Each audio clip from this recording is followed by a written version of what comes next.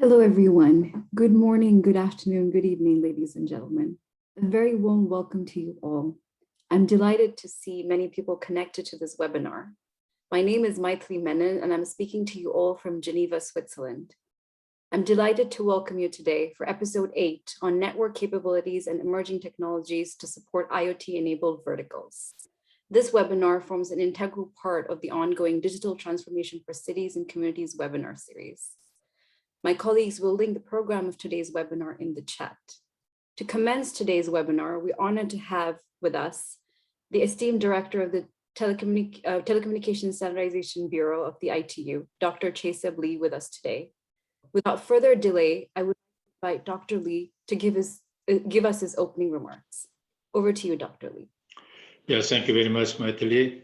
Colleagues and friends, very good day. Welcome this episode number 8 of the ITU webinar series on digital transformation for cities and communities.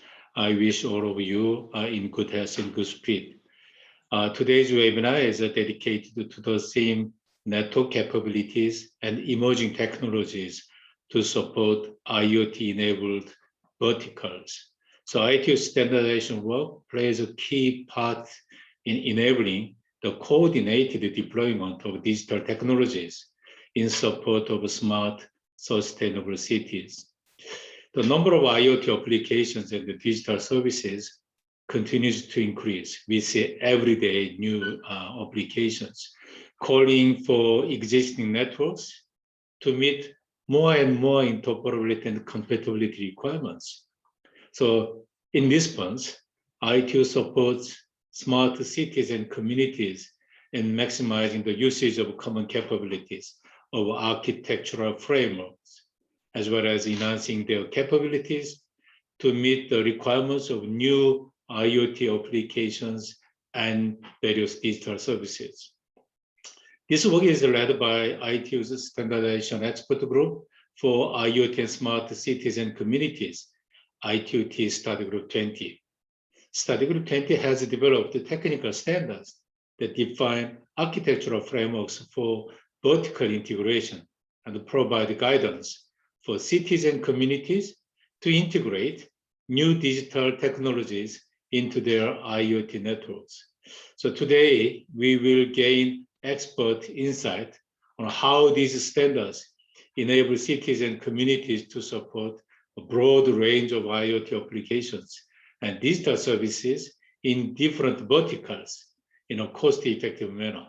So I'd like to thank our speakers and the moderators, as well as all participants for giving life to our discussion today. I'd also like to highlight my gratitude to our co-organizers, CICT, China Mobile, China Unicom, EADN, Huawei, Oki, and Tencent. So I wish you all a most productive and informative webinar. Thank you very much. Floor back to you, Maithili. Thank you, Dr. Lee, for the remarks. So we have a series of interesting sessions ahead. So without further ado, I would like to call upon the moderator of the introduction session, Dr. Rami Fathi, Vice Chairman of the ITU Study Group 20. Over to you, Dr. Fathi.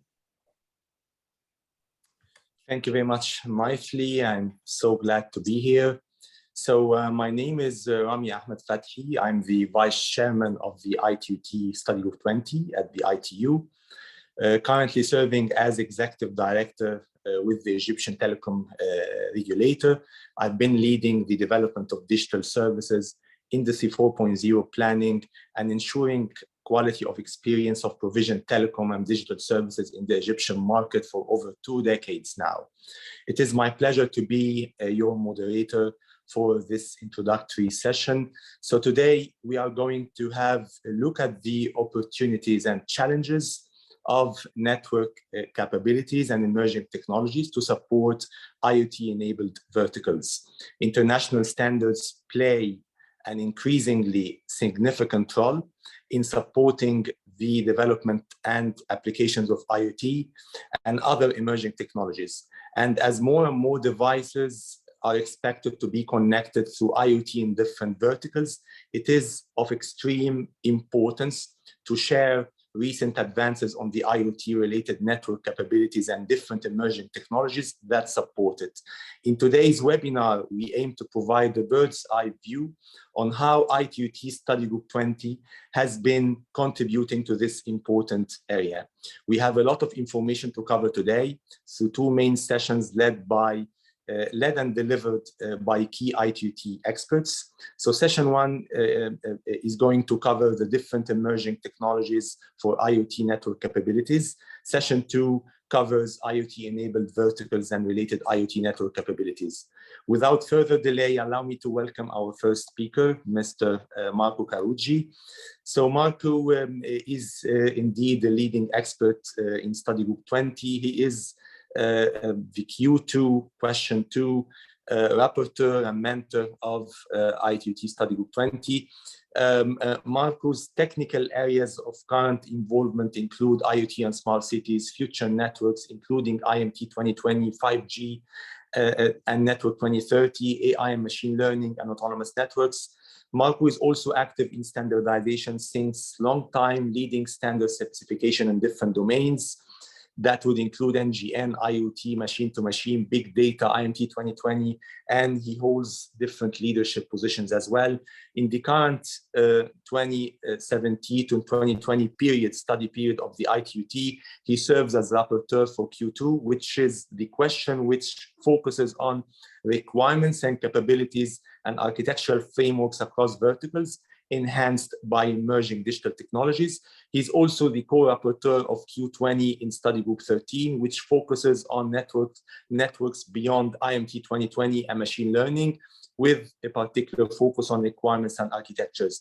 He has been the champion of the use case analysis and requirements deliverables within the focus group on data processing and management to support IoT and smart cities and communities. He has also served as editor of the use cases and requirements deliverable within the ITUT focus group on technologies for Network 2030. He's one of the expert team members of the IEC ISO ITU Joint Smart Cities Task Force, and he serves as leader of the working group standardization high-level architecture subgroup in the Alliance for IoT Innovation, IoTI.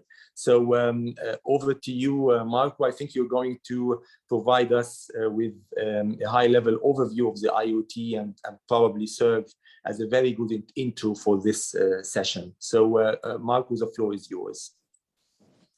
Thank you very much, Dr. Rami. Let me share the screen first.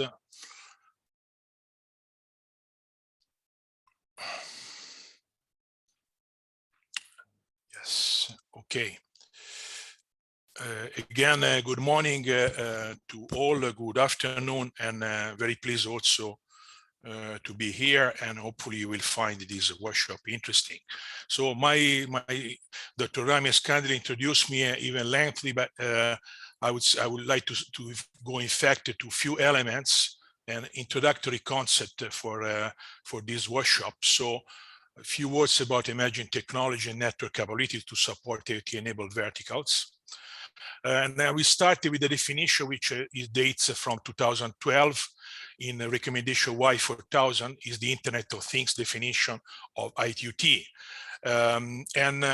which is obviously aligned with many other organizations. Here in this definition, we don't have now the time and the interest to go in the detail, but I want to highlight that what we talk about here is a global infrastructure for the information society, and the advanced services that are provided with the interconnection of physical things are based on existing and evolving interoperable information and communication technology. So even here, there was already at that time the idea that this Internet of Things will evolve, integrating more and more advanced technology that can be able to provide additional capabilities for the support of applications. And basically, what we see here that we would like to make full use of things to offer service to all kinds of applications. So the fact that we have many application domains, and hopefully they will be able to be supported in a global infrastructure, while ensuring security and privacy requirements, which are certainly a key area today of importance in our world. And obviously in this definition also we give a view in terms of IoT as a vision with technology and societal implication, and we see more and more the impact of IoT also in application which have really a direct impact on society from the point of view of the citizen, from the point of view of the environment, so on. In the next slide, I have listed here a set of emerging technology that the IoT is expected to benefit from their integration and conversion with ICT. From the usual machine-to-machine advanced sensing and actuation, more and more we talk about robots, they can be actuators, in fact, commanded by the IoT, to the very important now cloud edge computing. Now we talk more about computing continuum, distributed computing, and edge computing actually is one of the talk we'll see in the next session. Softwareization, all what brings in terms of complexity, but at the same time flexibility, microservices and so on. Important is also what will evolve in terms of networking, in terms of network level, the autonomicity. Now we have work in IT on autonomous networks, determinism in terms of time, flexible routing addressing, including the possibility to integrate satellites, and slicing, so programmable network which can be flexible.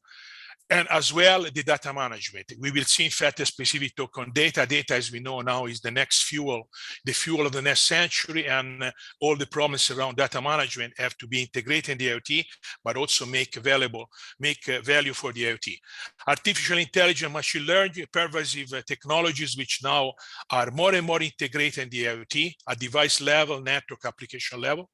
Digital twin, as you know, is a hot topic now for simulation of the real environment, as well as for somehow feedback from this environment, virtual environment towards the real physical environment. Blockchain with all what is around that, which is technology pervasive across IoT, but not only in IoT, but IoT as certainly can bring value. Semantics, ontologies, all the meaning of data. And for sure, a more and more advanced technology for security, privacy, and trust. And in this sense, I want to say that all these technology, a list of them, not limited to. Obviously, we hope to, and more in the standardization, to reuse as much as possible what are the standards developed in specific area of this technology. But we have to consider that when you integrate them in IoT systems, there are specific lacks, issues that can come from their integration, given the specificity of the IoT system with respect to other systems, and also from the requirements that can come from the stakeholder of these environments. Smart cities, IoT, there could be common requirements, but also specific some application domain. Obviously, this means that all this is a work that require specific adaptation to the IoT where needed. The other concept I want to raise that the reference model, still taken from 2012 Y4000 recommendation, the reference model of the IoT for the IoT is a capability view. As you can see there, without going detail on the picture on the right side, we have different layers from device network, service support and application layer. And we have a cross-domain called cross-domain, cross-layer capability, security, and management. And the concept I want to highlight here, you can see an example in the service support layer, is that we may have capability that can be considered common, so be able to be used, reused, and necessary for different domains, for different applications. While we may have a specific capability, maybe with a modularity approach, we can integrate in the same infrastructure specific capability for specific vertical, for specific application domain. The slide also highlights some basic recommendations that actually now are not of the last year, but are quite basic in terms of the overview, common requirements, functional framework capability as an overall level, so independent of the vertical specificities. And this is the last slide I have. I would say conceptually, I want just to say that when we talk about platform, which is an abused term, so it can be platform at different levels, we talk more and more from vertical specific platforms, which produce market separation, which do not scale in terms of integrating in a silo platform the all the environment for a specific domain. Do not scale limited evolution. We move more and more to common platform, which means platform that can operate across different verticals, smart city and other verticals, and so have some common components. And maybe with the modularity, we can add the vertical specific components to them to create somehow a scalability and also economy of scale and more on. So with this common aspect of this modularization, obviously the open standards play a key role, as well as open source more and more. But we are also to know, and in fact we will see that in the presentation, that we will certainly have for a long time and probably for over different application domain specific platform for different reasons. They needed to interoperate. That's also one of the key role of IoT, to interoperate and to provide standards for interoperation. Finally, let me say that among the different questions and study groups, obviously here we are talking about specifically the work of study 20. In question 2, where I'm leading as a rapporteur, but in general, obviously we have one of the topics that we will see in this webinar are quite central. We wish in this question work on maximizing this common capability architectural framework to enable cost-efficient, multi-vendor, easy deployable solutions over converged infrastructure, and also making available with the technologies that are more and more emerging, advanced capability that can be integrated for support of common or vertical specific requirements. And so that is one of the activity that the key activity that we see in question 220. Some of the presentation we'll see in this webinar, in fact, is strictly related to this activity of question 220, but not limited to. And I will leave it to Dr. Rami again the floor. Thank you. Thank you very much, Mr. Karouji. A very informative presentation, and as well an excellent starting point for our today's webinar. But allow me to ask maybe one question, maybe to help the audience understand the purpose, the main purpose of our today's webinar. So in your views, what are the main technological themes or critical technical dimensions that need to be addressed in order to support IoT-enabled verticals? Maybe that would serve as a good starting point for the remaining sessions. Yeah, thank you, Dr. Rami. In fact, I think in my brief answer, somehow we have a good link, and as you say now, to the two sessions, because on one side, the opportunities and the features provided by the emerging technology. As I just mentioned, technology that can be pervasive across all ICT, not only in the IoT, but providing the capability that this emerging technology can be integrated in the network, which support and in the platform which support the different verticals, is one technology trend. And in fact, we are working now how to introduce, how to enable blockchain, a digital twin specific for the IoT, and what has to be done to be integrated, to be fully used the powerness of this capability. On the other hand, we have to adapt and enhance the capability of the network, which is this common convergent infrastructure, in order to answer the specific requirement of the different vertical. And some vertical have advanced requirement in terms of time determinism, or the possibility to allow, I don't know, in the integration of terrestrial and satellite, because we are talking about applications which have a site remotely distant, mining as an example, smart mining, and the mines distributed, or forest monitoring and so on. So we have to look at the different application and more advance the network, so that in a modular way, hopefully, can be enabled to support the different verticals. So I hope in this way we can see a little the link with session 1, emerging technology, and session 2, capabilities and network enhancement for IoT verticals. And thanks for the good question, Dr. Ram. Thank you very much. Very excellent introduction and very excellent answer. And I think it serves indeed as a very good intro to what is the purpose of our session and what we need to achieve and to highlight in this particular webinar. Thank you very much. And over to you, Maithli, for the remaining sessions. Thank you. So thank you very much, Dr. Rami and Dr. Karuji, for taking us through the introductory session and really setting the stage for the sessions to come. So before we move on to the first session of today's webinar, I would like to provide you with a sneak peek to the general information on how we plan to conduct the remaining webinar. So please note that all the presentation material as indicated by my colleague Gifty will be made available on the webpage for the webinar after the event. Participants are invited to submit their questions through the Q&A box, and I invite participants to include the name of the panelist to whom they would like the question to be addressed to, followed by the question itself. If you would like to pose the question to the panel in general, please feel free to proceed without typing any panelist name. So as was indicated, we have a series of interesting sessions ahead. Without further ado, I would like to pass the floor to Dr. Ali Abassem, question 2, Associate Rapporteur of ITUT Study Group 20. So over to you, Dr. Abassem. Thank you very much, Mituli. Hello, everyone. Thank you, Marco, for your excellent keynote presentation. Thanks also to Rami.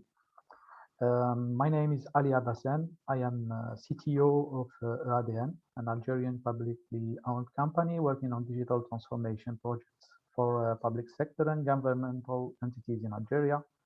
But I'm also Associate Rapporteur of question 2 on requirements, capabilities, and architectural frameworks across verticals enhanced by emerging digital technologies of Study Group 20 at ITU. It is my pleasure to be your moderator today for session 1 of this webinar. Session 1 will be on emerging technologies for IoT network capabilities. So as IoT-enabled verticals continue to expand and evolve, so do the network capabilities and requirements needed to support them. In this session, today, we will look at how emerging technologies are sparking innovation in enhancing network functions and capabilities.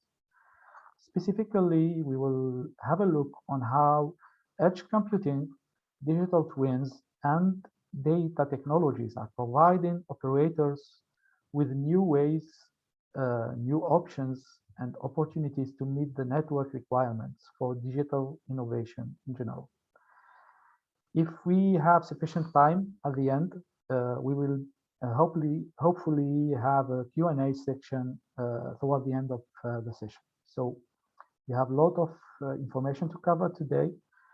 Without further delay, please allow me to welcome our first speaker, who is also a colleague of mine.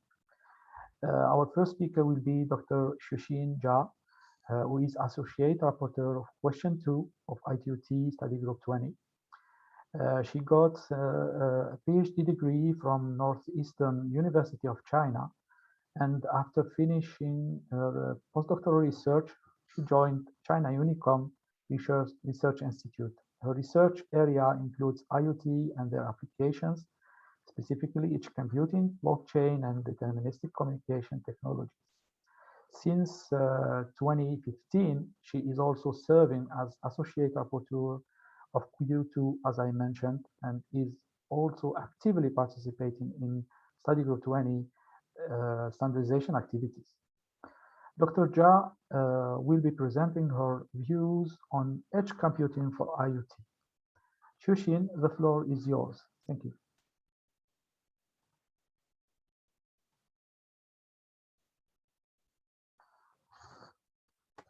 Shushin, can you go ahead?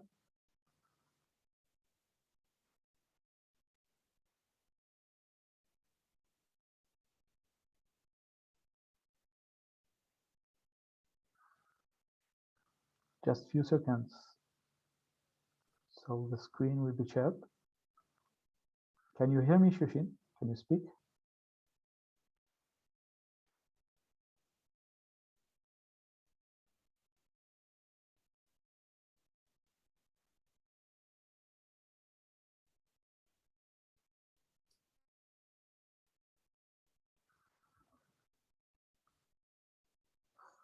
Can you help us, Mitli, on your side?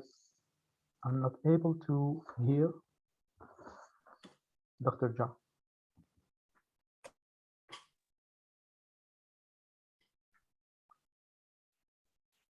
Hello, Dr. Augustine. Yes, our events team will Okay, coordinate with her. wonderful. We are seeing your screen, Dr. Ja.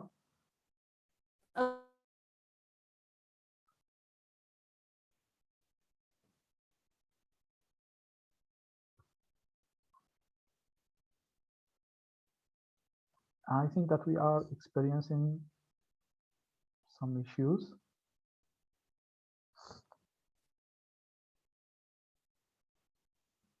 Maybe we will go to the second presenter or the third one and come back to you.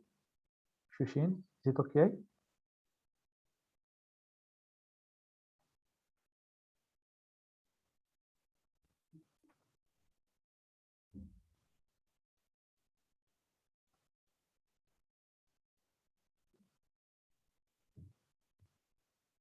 I am seeking the advice from the organizers. Hello, Dr. Augustine. This is Maitli from the ITU. So as you mentioned, maybe you can move on to the next speaker. Okay, just to check, our very next speaker will be Mr. Yizheng Li. Is Mr. Li online? Yes, I'm here. Okay, just a second. Then allow me to give a very brief presentation, and I will give you the floor. So allow me to welcome our first presenter for today, Mr. Yizheng Li, who is a project manager at China Mobile. So Mr. Li studied nano-optics, photobiology, and has a master in science in electrical engineering from the University at Buffalo, New York. He joined China Mobile in 2020 and is the project manager of the IoT technology and application research department. In his current role, Yijing focused on the digital twin application, industrial IoT, and sensing technologies. Mr. Lee's presentation will be on digital twin for enabling smarter IoT network. The floor is yours, Mr. Lee. Go ahead, thank you. Thank you very much. Just hold on a second, let me share the screen. Okay, can you see my screen now? Perfect, can you go full screen? Let me see. Okay. Very good, go ahead. All right. All right. Good morning, good afternoon, and good evening, everyone. My name is Yizheng Li from China Mobile, and I'm grateful for this opportunity to present in this webinar. The title of my presentation is Digital Twin Enable Smarter IoT Networks. In this presentation, I will introduce what is digital twin, why future network requires digital twin, and how digital twin can help user and operator manage the network. And finally, I will introduce the potential possibilities of networks that we should be taking into account in the future. So as a start, let me introduce the concept of digital twin. A digital twin can be defined as an evolving digital profile of the historical and current behavior of the physical object, or process that can help optimize performance. The digital twin is based on massive, cumulative, real-time, real-world data measurement across an area of dimensions. This measurement can create an evolving profile of the object or process in the digital world that may provide important insight on system performance, leading to actions in the physical world such as optimization and process change. Well, in short, we can just say that digital twin is a tool for capturing the past, understanding the present, and predicting the future. The real power of digital twin is that it can provide a real-time comprehensive linkage between the physical and digital world. Thus, achieve the goals of visible, manageable, and controllable of the fault lifecycle. And those values can be embodied in terms of low-cost trial errors, intelligent decisions, and efficient innovations.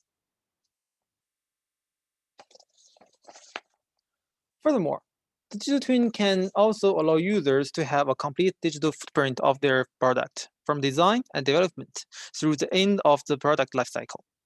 This, in return, may enable them to understand not only the product as it's designed, but also the system that built the product and how the product is used in the field.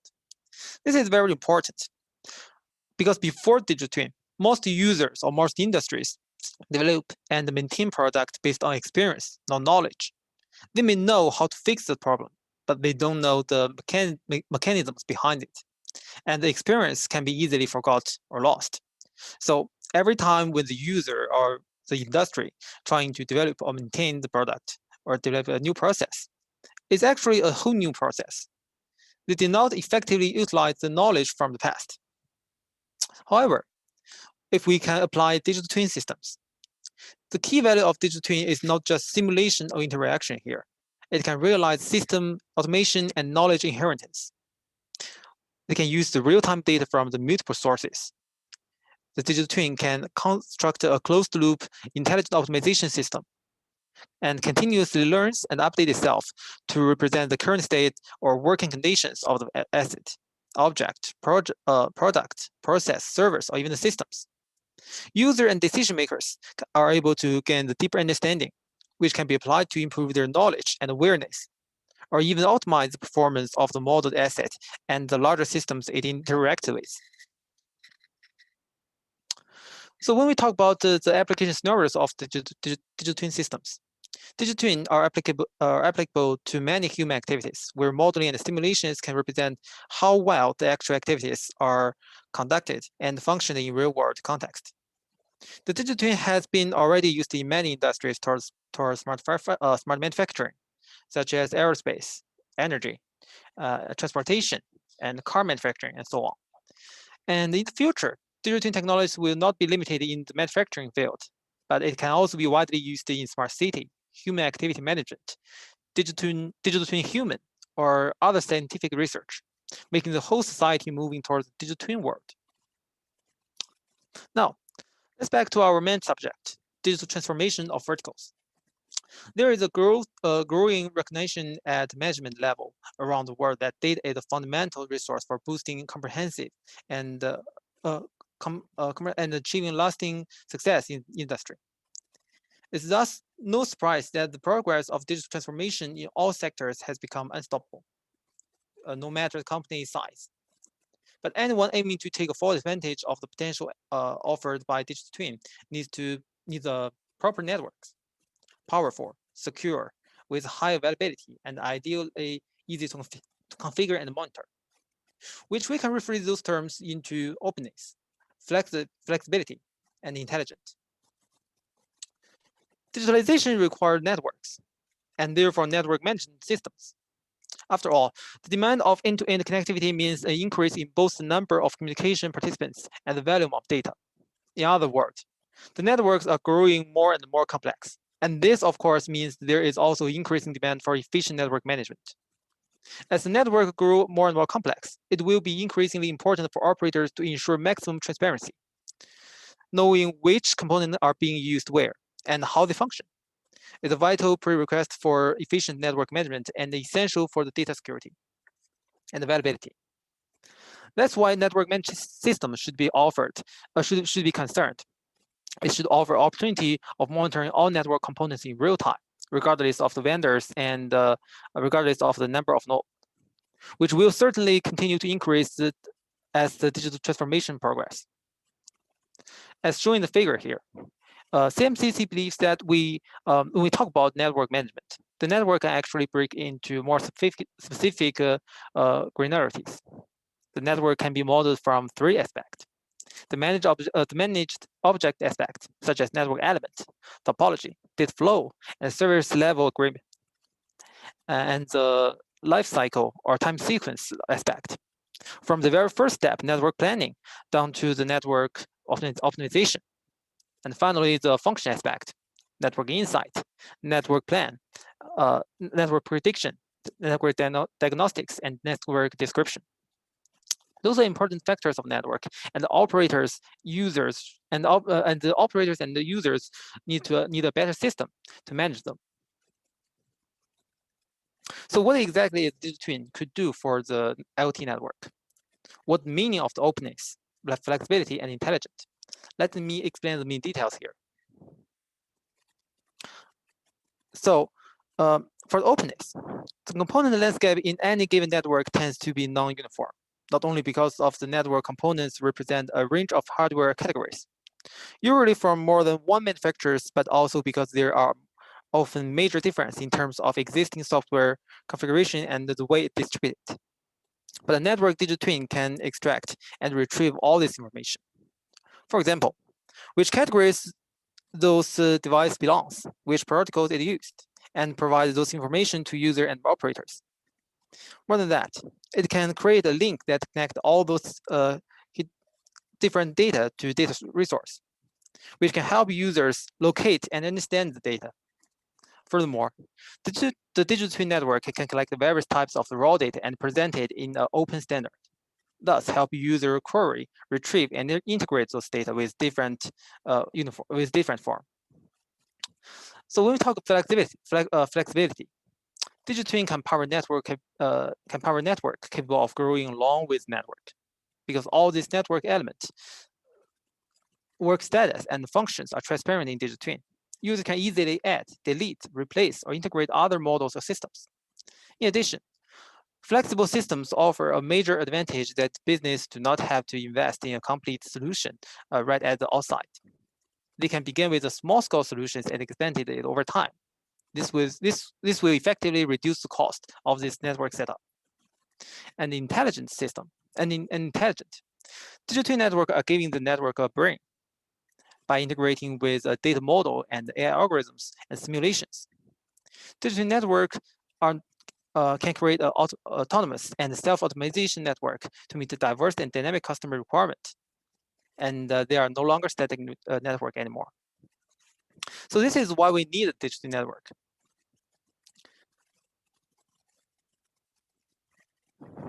A digital network is a virtual representation of the physical network, analyzing, diagnosing, simulating, and controlling the physical network based on the data, model, and the interface, so as to achieve the real-time interactive mapping between physical network and a virtual twin network. This is also what CMCC is developing right now. We are trying to develop a DT-based network lifecycle management platform. The goal of this platform is to manage the network from the start to end, as you can see here. It transfers the traditional network into a digital intelligent network in terms of visible, manageable, and controllable. For visible, all network element and topology and network and process are transparent to users and operators. Manageable, everything we have done on the virtual network can reflect on the physical network accordingly. And controllable, we are no longer build a static network. The network can adjust and optimize according to the dynamic requirement of the bandwidth, service level agreement, and the quality of service. So, with DT-based network lifecycle management platform, in planning and design stage, user can have a better understanding of network. In implementation stage, the DT-based network lifecycle management platform can use modeling and simulation to guide the construction of network infrastructure. In operation stage, it enables self-optimization and dynamic adjustment of the network. It provides a full lifecycle management. And here, when we look into the ITU SG20, we also done a lot of work here in digital twin systems. We have digital twin firefighting, digital twin smart city requirements, digital twin transportation systems. All these standards have made a specific and very detailed network requirement and capability here for network that can support this digital twin. And of course, we also have the digital twin network standard in other in SG13, I think, just to further standardize the digital network and the requirement and the capability architectures. So if we look into the future, we found there are much more need to be concerned for digital twin network, because the new communication technology and new network technology are emerging right now. Those new technologies, such as integration of sensing and communication, the passive communication, and network below the gateway. Those networks requires different resources and different management servers from the digital network. So the management system of the network should not be always the same or fixed. It should have capabilities to manage and optimize the network resource to fulfill user dynamic need. And thank you, everyone. Thank you very much, Mr. Lee. Um, Thank you for your presentation. Actually, you had a great presentation around the relationship between digital twin and all the life cycle of the network. And also thank you for the last slide regarding insights for future developments. So allow me to come back to Dr. Jha for her presentation, hoping that this time everything will work. Go ahead, Shishin, please. Okay, thank you, Dr. Lee. I hope this time my voice can be heard by your side. We can hear you. Okay, can you see Dr. Lee? my screen? Yes, Dr. Jha, yes, we can see your screen. So can you go full screen and start, please? Okay, Thank you very much. Okay, thank you, Dr. Ali, for your kind introduction. And I also want to say thanks, nice support from TSB. Good morning, good evening, and good morning, colleagues. This is Xueqing Jia from China Unicom. It's my honor to be invited to show you edge computing for the Internet of Things. Okay, let's review some background related to the edge computing. We think that edge computing can be divided into two stages. The first stage we call it edge computing 1.0, and the second stage is edge computing 2.0.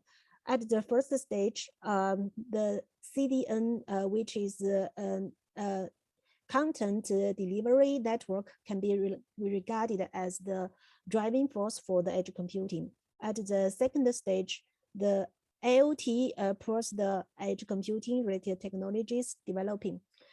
And because the edge computing can enable IoT data analysis, calculation, and decision making capability near the IoT data source. So around the 2016 and the 2017, many SDOs study the edge computing related activities.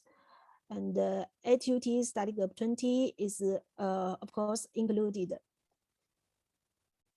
The edge computing can benefit multiple IoT-related scenarios with outstanding characteristics, including low latency, high throughput, high security, and super bandwidth.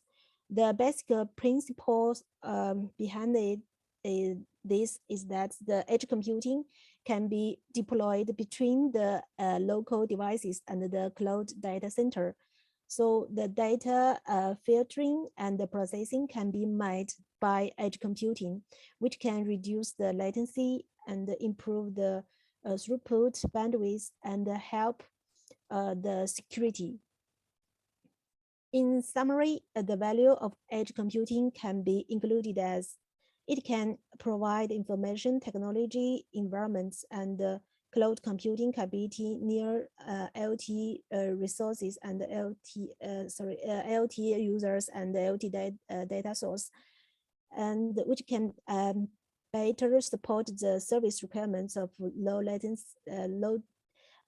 latency and high bandwidth, and can help to push the content distribution to the users. So at the last years, it can support applications, services, and content to be deployed in flexible and scalable way. That means we can deploy them in a central way or distributed way.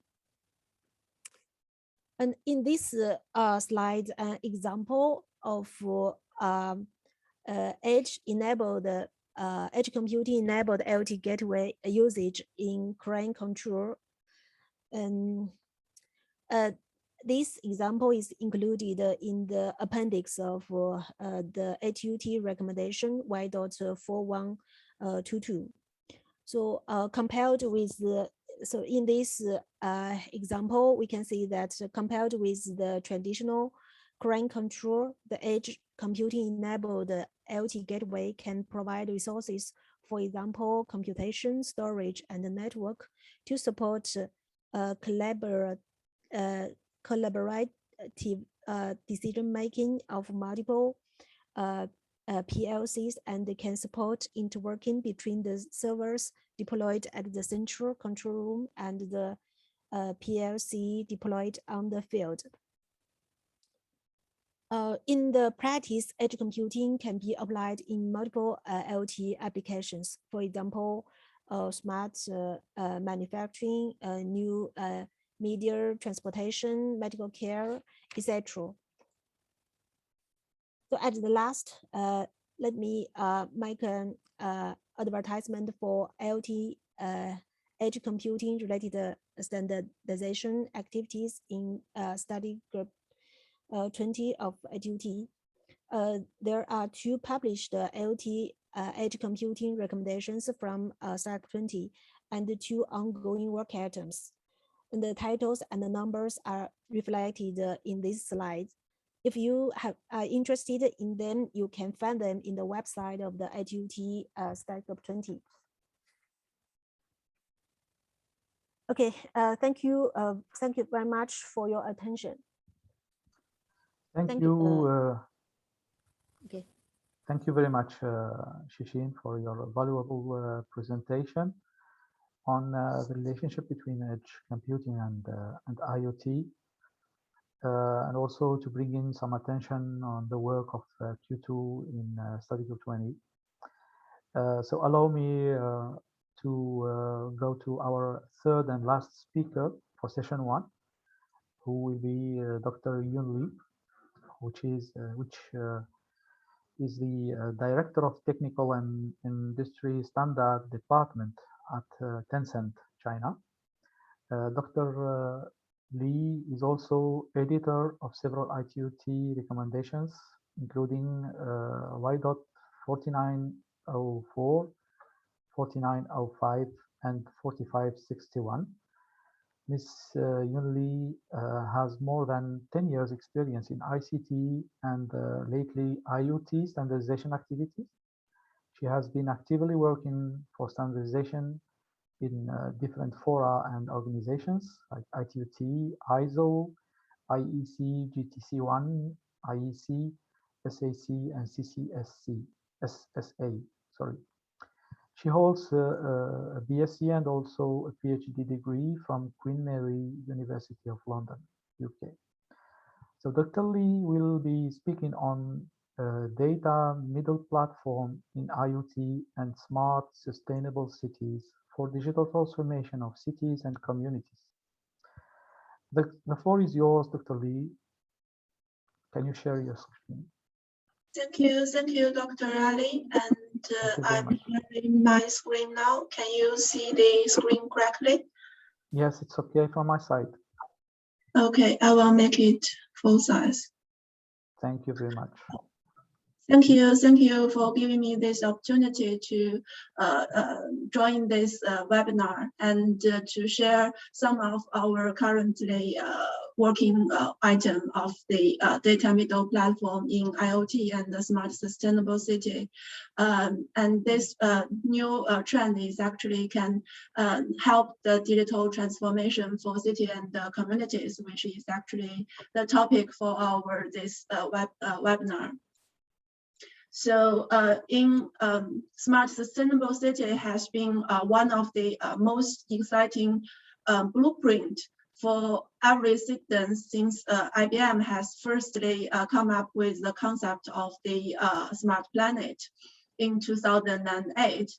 And after more than decades development globally, now we seem to have a more and more clear and consensus approach on how we can make it really happen.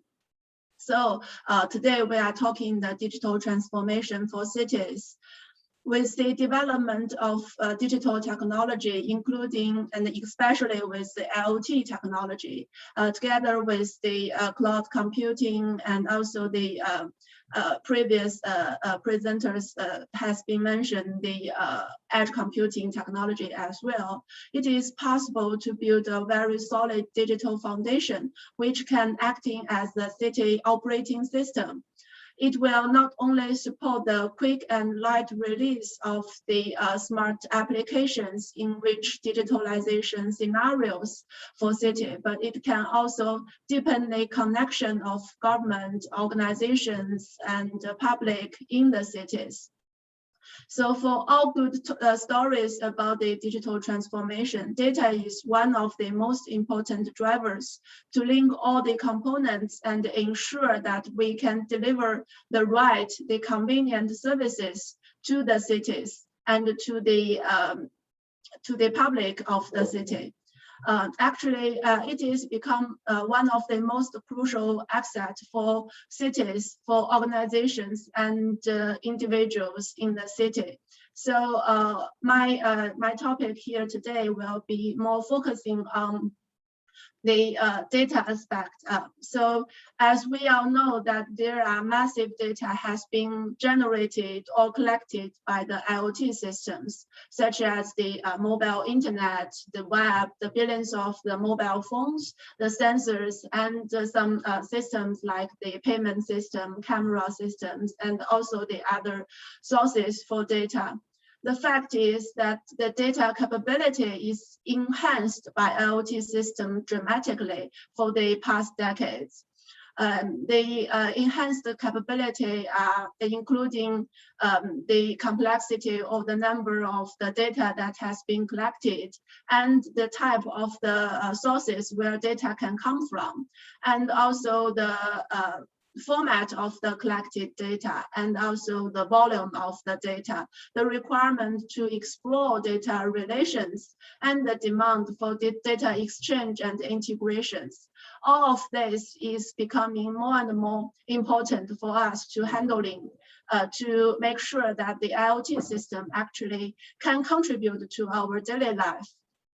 So to be more technical focused with the increased complexity of the data that has been generated and collected from the IoT system and also the other system in cities, we need to find some solutions for data processing to make sure that we can make the best use of the data.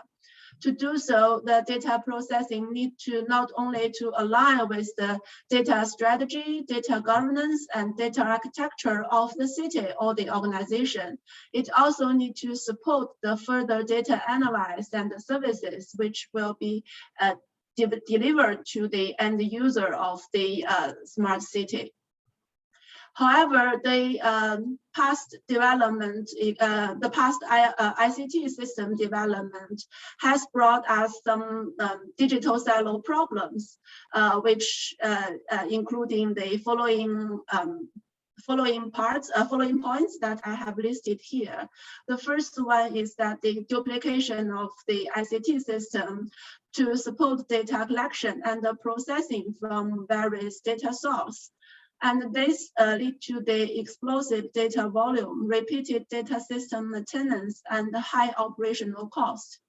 And the second point is that the independent deployment with complicated and non-uniform data collaboration strategy and data processing requirements, and also the less standard data format or schemas.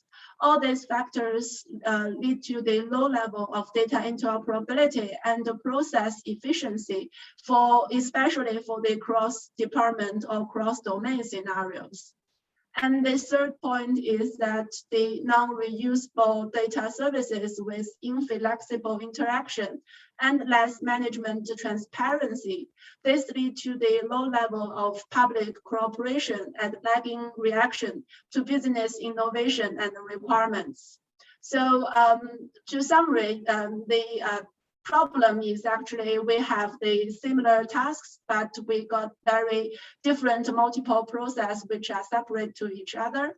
And we perhaps got some same concept of the data, but the expression of them are very different. And we have collected lots of data, and this data has deep relationship to each other. However, we have no ways to cooperate. It's really hard for us to find the linkage between them and make use of them. So in order to solve the above mentioned problems, that the concept of the data middle platform has been proposed, and it has been tested as one of the most effective solutions for data processing based on the smart city project that has actually taken in China. So the solution has been actually deployed in more than 200 cities that in China as the foundations to support further services. So the middle so here I want to explain more about what the data middle platform, what the middle platform are. So the middle platform is actually, as the name said, it's placed in between the front office platform and the back office platform. It is acting as a bridge between the two platforms.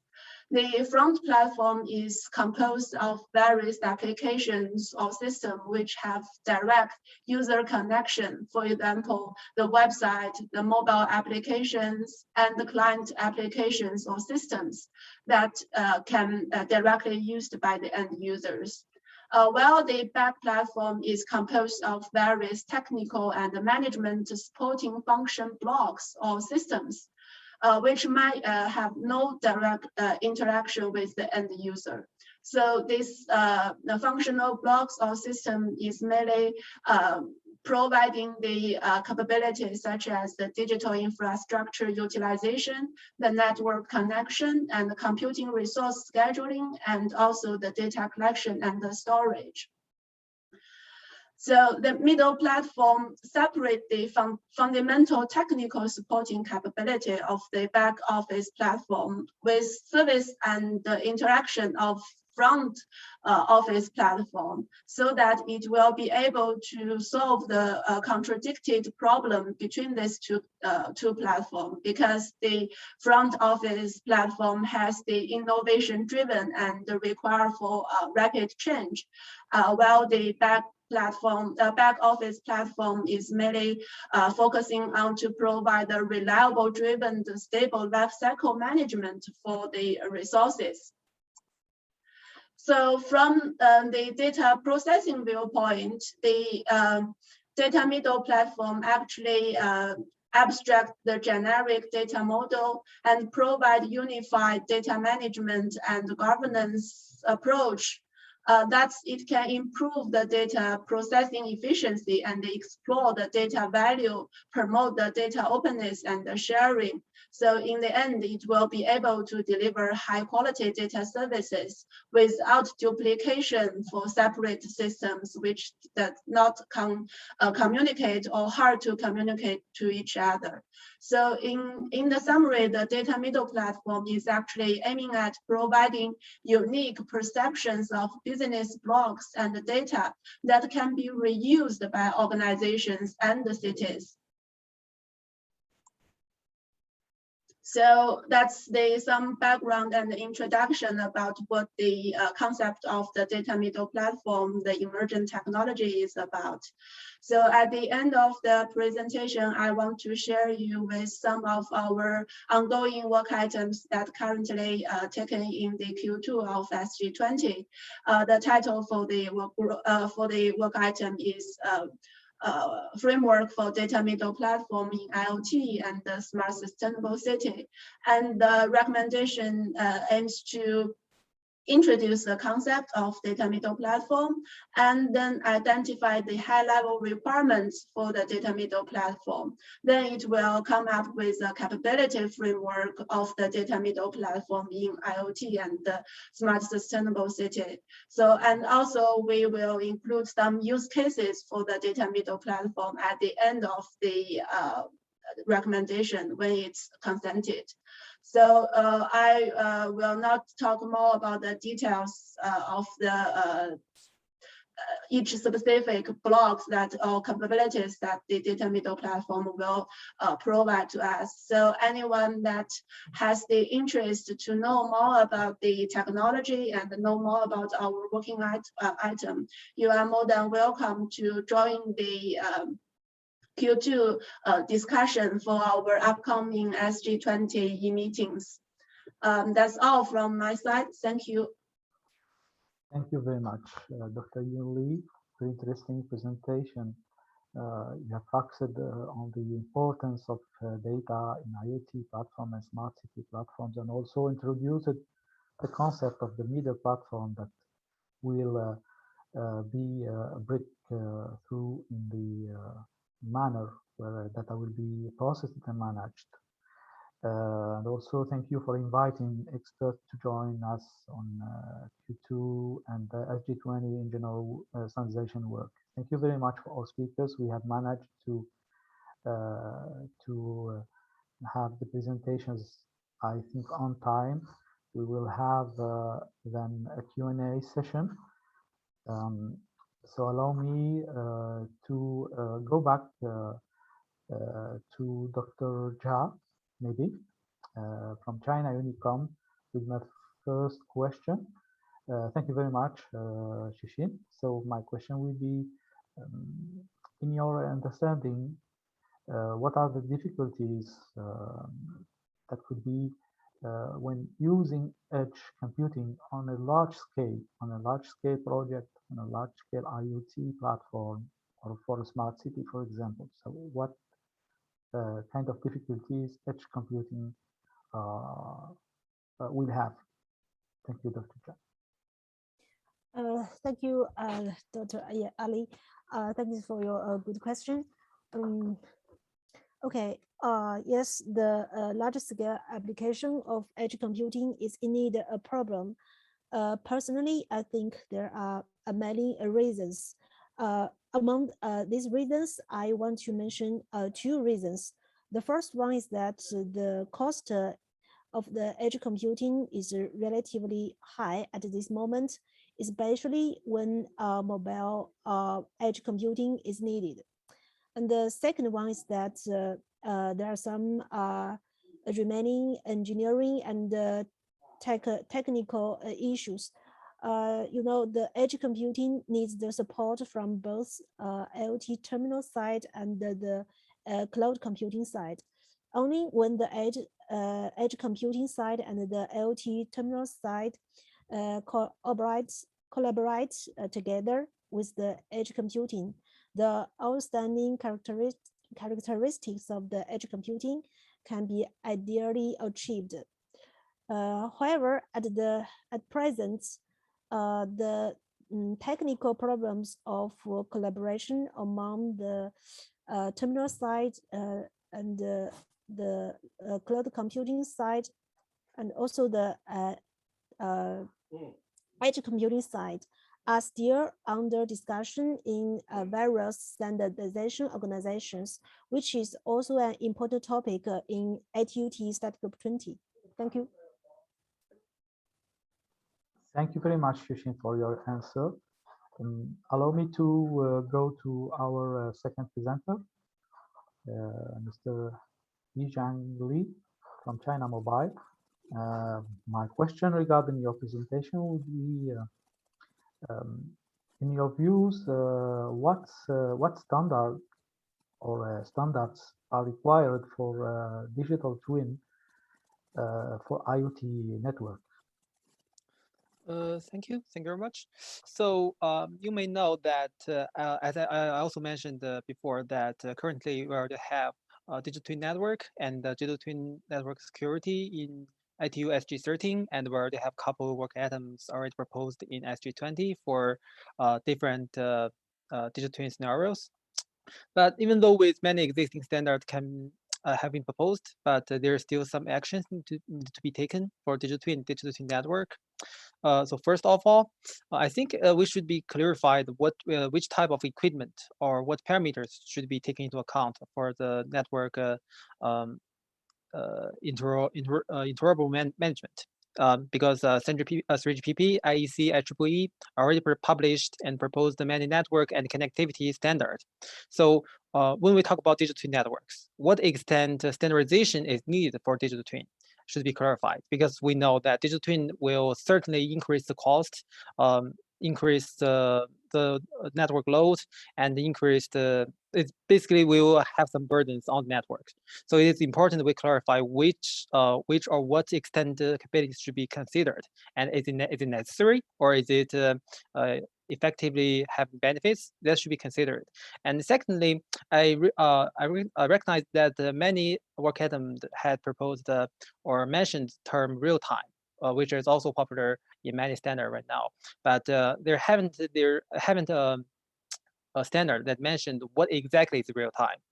And of course, I know this real time term are really highly related to the scenarios, but still we need to clarify clarify or standardize or quantify this term. What is real time? How do we define it? Is it in millisecond or second or microsecond? This is very important for digital twin, because otherwise we have no idea what is real time transmission or real time transition is.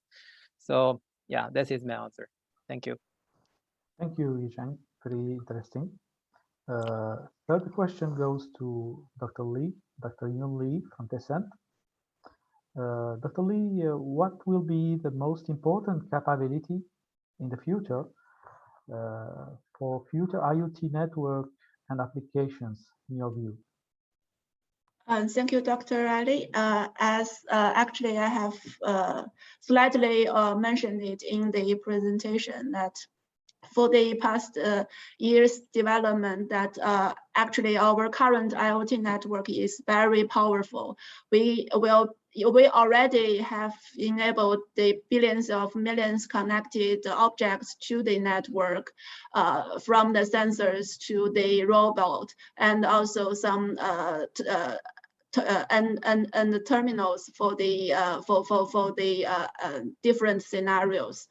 But that is the thing that we already be able to link them all together and make them to have the channels to communicate. But the next problem facing to us is after we have linked them, after we have collected a lot of data or information from the terminals and devices, what we can do with the collected data and the information to find out more insight and more valuable points from the collected informations and data, and then how we can formulate those information data to encapsulate and to manipulate to the services that can be directly used by the end users. I mean, to the real daily life scenarios, the services that can be directly used by us. So that's why we really look at the why the data middle platform is, because it actually solves the middle process of data processing and to handle and to manage and to governance all the collected data and try to find a proper way to sort to make them have more valuable insights that can be dig out from the massive amount of data that has been collected. Yeah, so I think the back to your question, I think the next very important capability of IoT network is that it can enable us to find out the values from the connected devices and the collected data. Thank you. Thank you, Dr. Li. I am trying to check. I have no questions in the Q&R box, but I am seeing something on the chat. I think this question goes to Dr. Zhao. I was thinking of asking you of the benefits of edge computing, but I think that you have already covered it in the presentation. So the question says from Alev Mine, to which extent can non-local data be processed at the edge? Hoping that you have understood the question. So to which extent can non-local data be processed at the edge? Shixin, if you can give us some answers. Okay, thank you. Okay, yes, thank you. Who asked this question? To which extent can non-local data be processed at the edge. At the edge, how can I understand this question? You mean that if the data is local data, then which extent? I think that in certain scenarios, some of the data cannot be just managed locally on the edge. Maybe those data are relevant globally, and then maybe parts of the data have, at the end of the day, be processed on the cloud in a central way. So maybe not all of the data could be managed or processed locally. Let me come back to my first question, which is about the benefits of edge computing. If you can sum up just, Shushin, some of the benefits of edge computing. Thank you. Okay.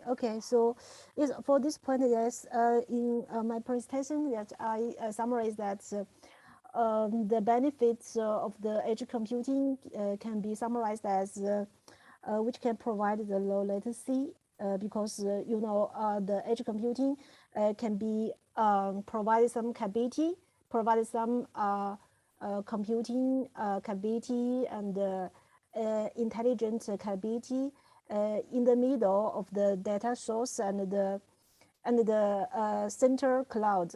So from this point, it's obvious that the latency, the data transmission latency can be reduced. And then because at the edge computing can near your data source, that means from the network side, the network can provide high throughput. That means yes, more bandwidth, network bandwidth at the edge, near your data generation points. And yes, also for the security, that means because some data for some in some practice, if a factory for them the data is they think that is sensitive. They don't want to transmit this data into to the cloud, the central cloud data center, because maybe the data will go through a long path, and there is a risk for the data to be how to say, can be maybe stolen by other parts. So yes, if the data can be processed at the edge computing, and the edge computing can deploy the near or maybe inside the factory. So from this point of view, that the data can be solved.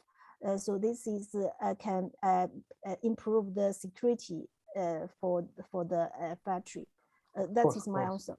Thank you, Shushin. Thank you for bringing our attention also to this important benefit.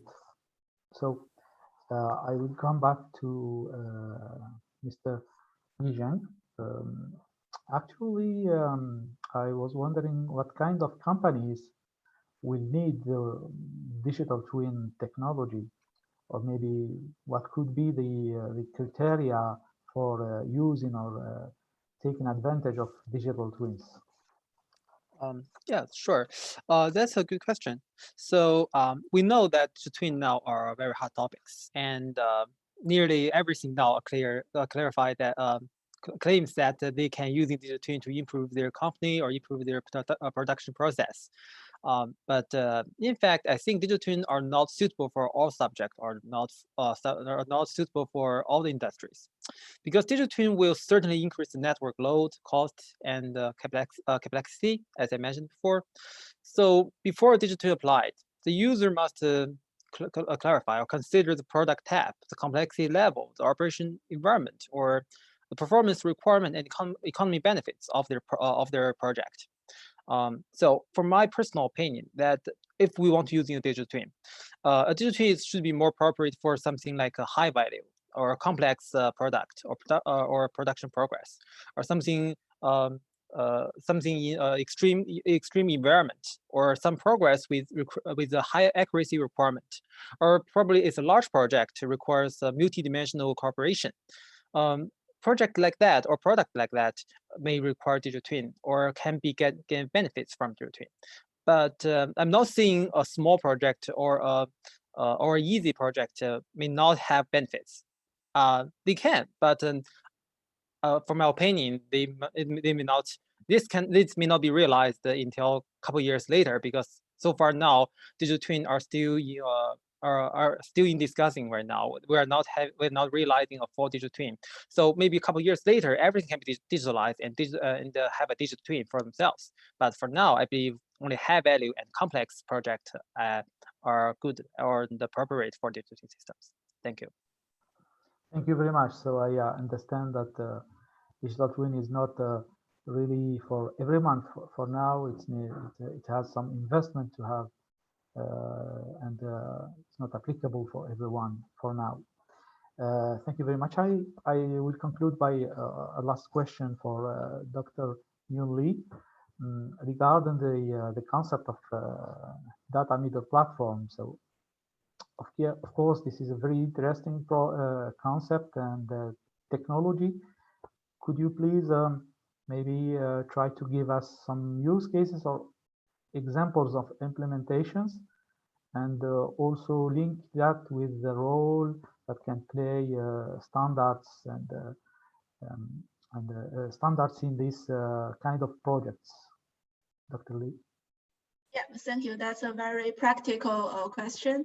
So actually, in some development of smart city in China, that we have, like I said, we have tested the data middle platform, how it performs and how values it can actually delivers to the city.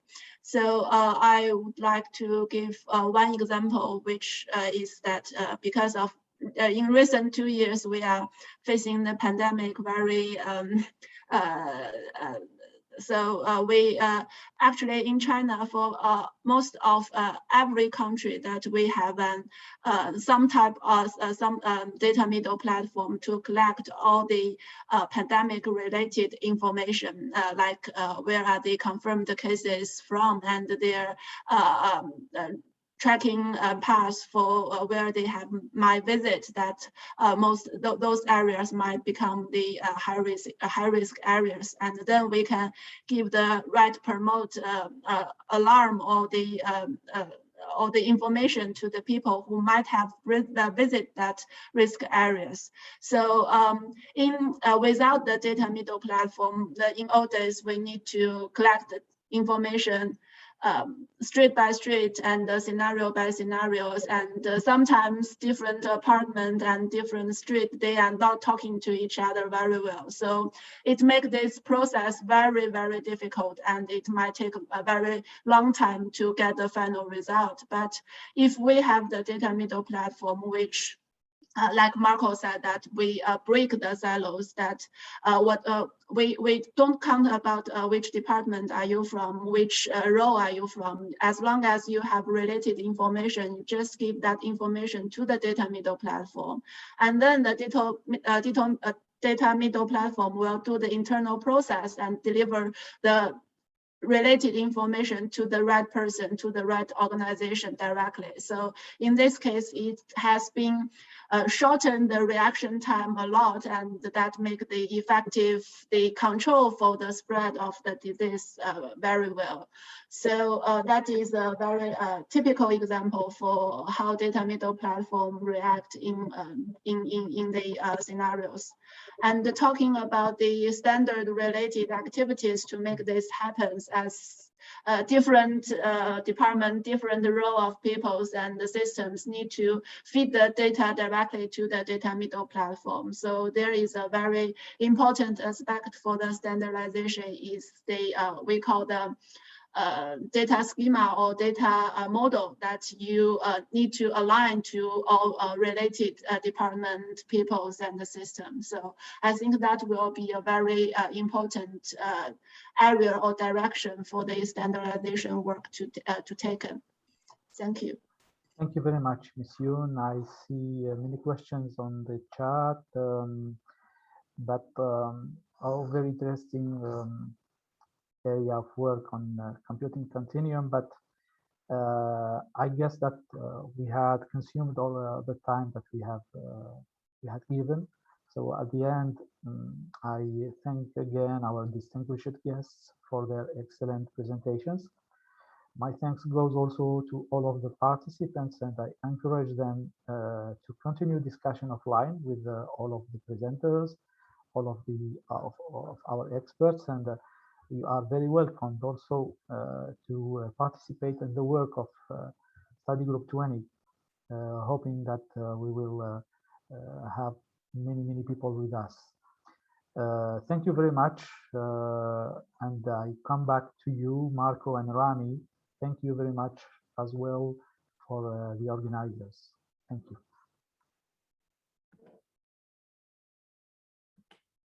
So thank you, Dr. Abbasin, for taking us through session 1. And as you mentioned, many thanks to all the speakers also for session 1. To continue with the session, we will continue with the webinar. We'll move on to session 2, which is on IoT-enabled verticals and related IoT network capabilities. So to kickstart this session, I would like to call upon the moderator of the session, Dr. Juan Pablo Martin, who is the Question 2 Associate Rapporteur within ITUT Study Group 20. So over to you, Dr. Martin. Thank you very much, Miti. Good morning to everybody. Good afternoon. And thank you for the excellent session. My name is Juan Pablo Martin. I'm an Associate Rapporteur for Question 2 of ITU Study Group 20. I'm also the chairman of ITUT Study Group 20 regional group for the Latin America region. It is my pleasure to be your moderator for session 2 of this webinar. In this session, we will be expanding what we have just heard from session 1, and we will take a closer look at the network requirements and capabilities of different IoT-enabled verticals and how these elements are changing over time. I personally think this is a very important topic because one of the things to understand is how emerging technologies are enhancing network capabilities.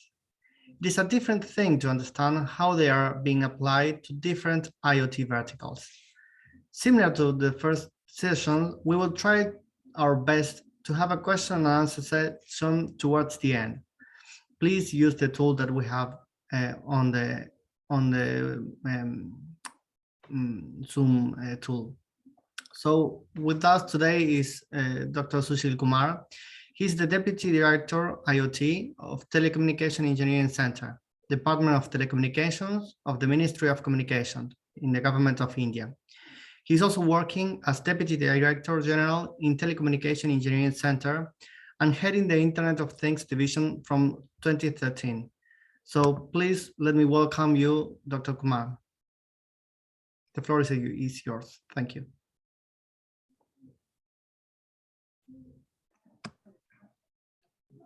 Thank you very much, Dr. Juan. It's my pleasure and honor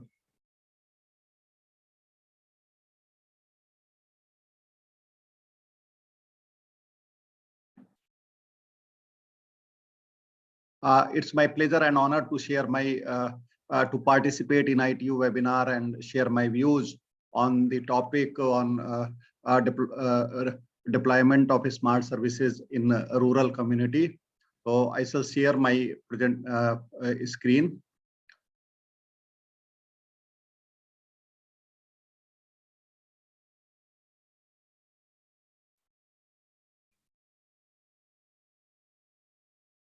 I think you are able to get my screen. Yes, thank you. Yeah. Thank you very much. This is my pleasure and honor to share my views on deploying smart services in rural communities in ITU webinar series, episode number 8, and that is on IoT-enabled verticals and related IoT networks. This is the major issues being faced by the rural communities in developing countries. We have taken this one in the developing countries because all the developed countries, they are already having the rural communities developed in IoT and ICT infrastructure. So the rural communities face the lack of adequate infrastructure like electricity, communication facilities, internet facilities, healthcare, etc. There is a lot of digital divide between urban and rural. However, a lot of work has been done in the past 10 to 15 years, but a lot more is required to be done.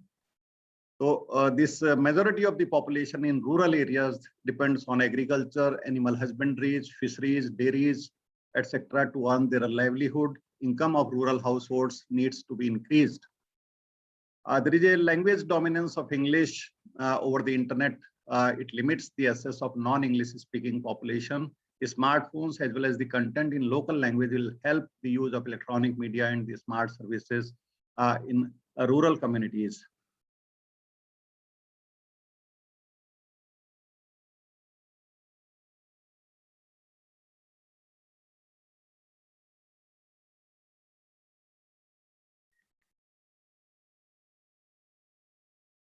As we know that the smart cities are being developed across the globe to address the various challenges being faced by urban populations in their daily life. If we see the Indian population of around 1.3 billion, around 68% lives in rural areas and around 32% lives in the urban cities. The similar maybe this situation in all the developing countries where the rural population is more. Therefore, when we are developing the smart cities, it is very much required to develop the smart villages also, or to extend the smart services in rural communities. The concept of like Pura provisioning of urban amenities to rural areas, it was given by late Dr. APJ Abdul Kalam, the former president of India. And this concept is the services which are available in the urban areas are also required to be extended in the rural communities. The provisioning of internet facility at the household community level will open new opportunities for the rural population in diverse fields, and the concept of every household to have at least one smartphone with minimum required features and the internet facility may provide access to various services, thereby reducing the digital divide. The smart services will be quite helpful in a pandemic like COVID-19 scenario. There will be large number of verticals and the smart applications which are expected to be provided in the rural community, and the important one are the healthcare, education, agriculture, animal husbandry, the e-governance, food processing, aquaculture, power sector, automotive, etc. There may be large number of smart applications may be provisioned in the rural communities. For this, we need a IoT, ICT, telecom network to be deployed in the rural areas. And for this, the high-speed communication network, preferably the optical fiber network, to provide at least 100 Mbps connectivity in a village or in a cluster of 2 to 3 villages is required. This bandwidth may be required to be further increased to 1 Gbps or 10 Gbps in future. And from such locations, we can extend the bandwidth to the villagers by providing the Wi-Fi hotspots and or by providing the cellular connectivity, the cellular BTS and the LPWAN connectivity may be extended from these areas for providing the smart services. Even the other villages may be connected on optical fiber cable from these points of presence or on a radio link or through the satellite connectivity in the hilly and the hilly areas. We can use satellite connectivity.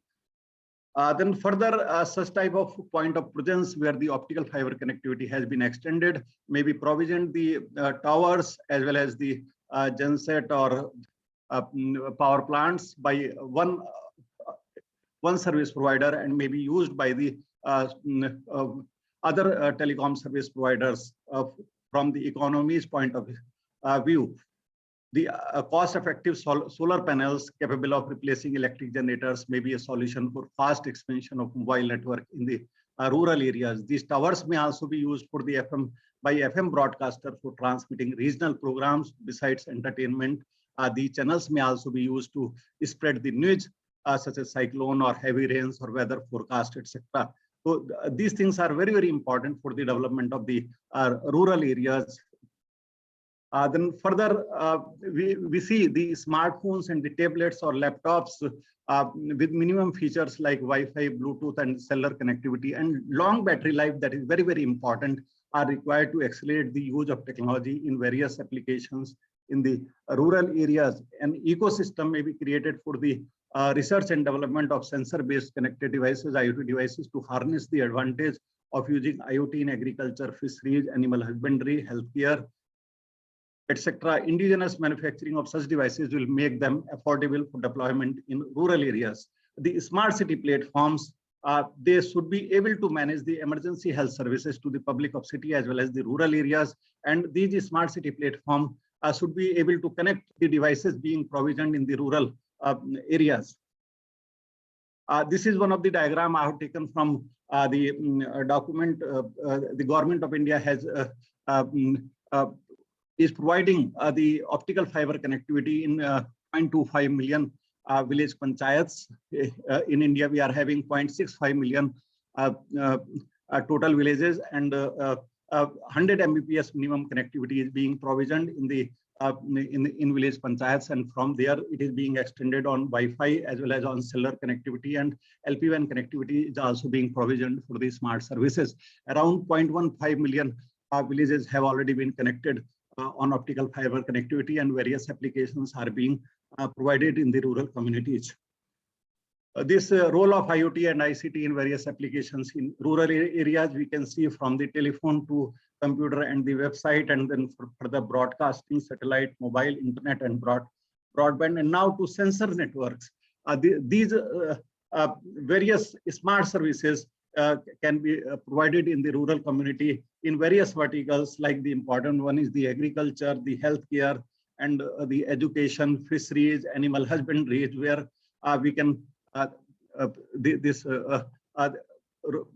which can resolve various complexities of the daily life of the rural communities, and it will further help in increasing the income of the rural households and may further improve the quality of life.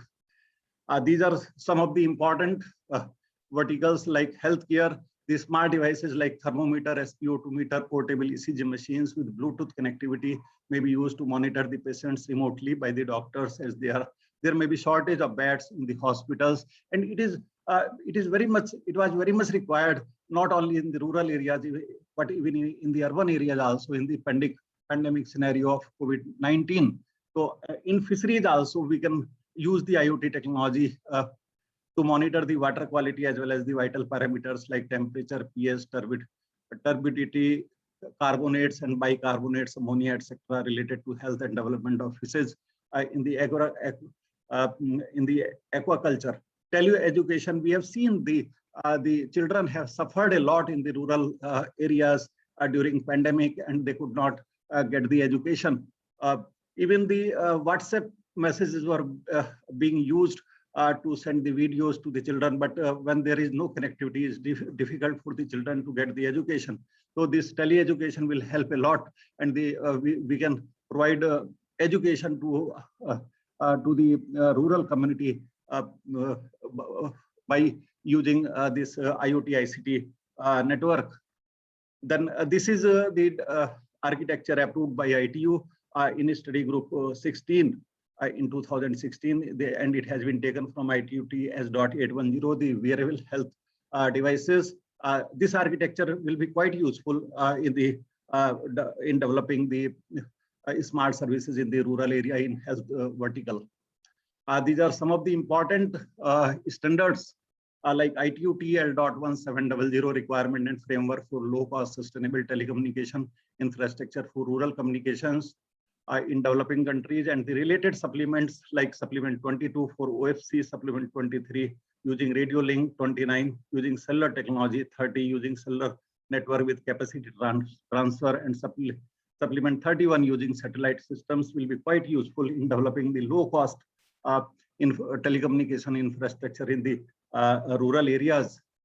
These are some of the very important standards released in ITU-T study group 20, which will be quite useful in providing the smart services in the rural community, like this Y.4450 overview of smart farming based on networks, then 4408 capability framework for e-health services, 4.1.10, 4.101 common requirements and capabilities of a gateway for Internet of Things, then 4.4.18, 4.553, 4.103, and so many others, and why supplement 53 on IoT use cases. So these standards may be used in provisioning of the smart services in the rural community. The takeaways from these slides, what I feel, the Y.SRC requirements for deployment of smart services in rural communities. This is the work item which is in progress in question 2/20. It is expected, once it is approved, it is expected to provide technical guidelines to bridge the digital divide by establishing the requirements for deployment of smart services such as e-governance, telehealth, teleeducation, precision agriculture in rural communities.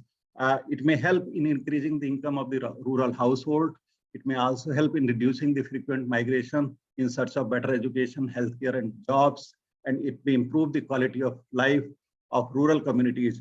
Two other work items which are also in progress in study group 20, like use cases of IoT-based smart agriculture and the framework and capabilities for smart livestock farming based on IoT, will help in provisioning of the rural services and further increasing the income of the rural household in rural communities. Thank you. Thank you very much.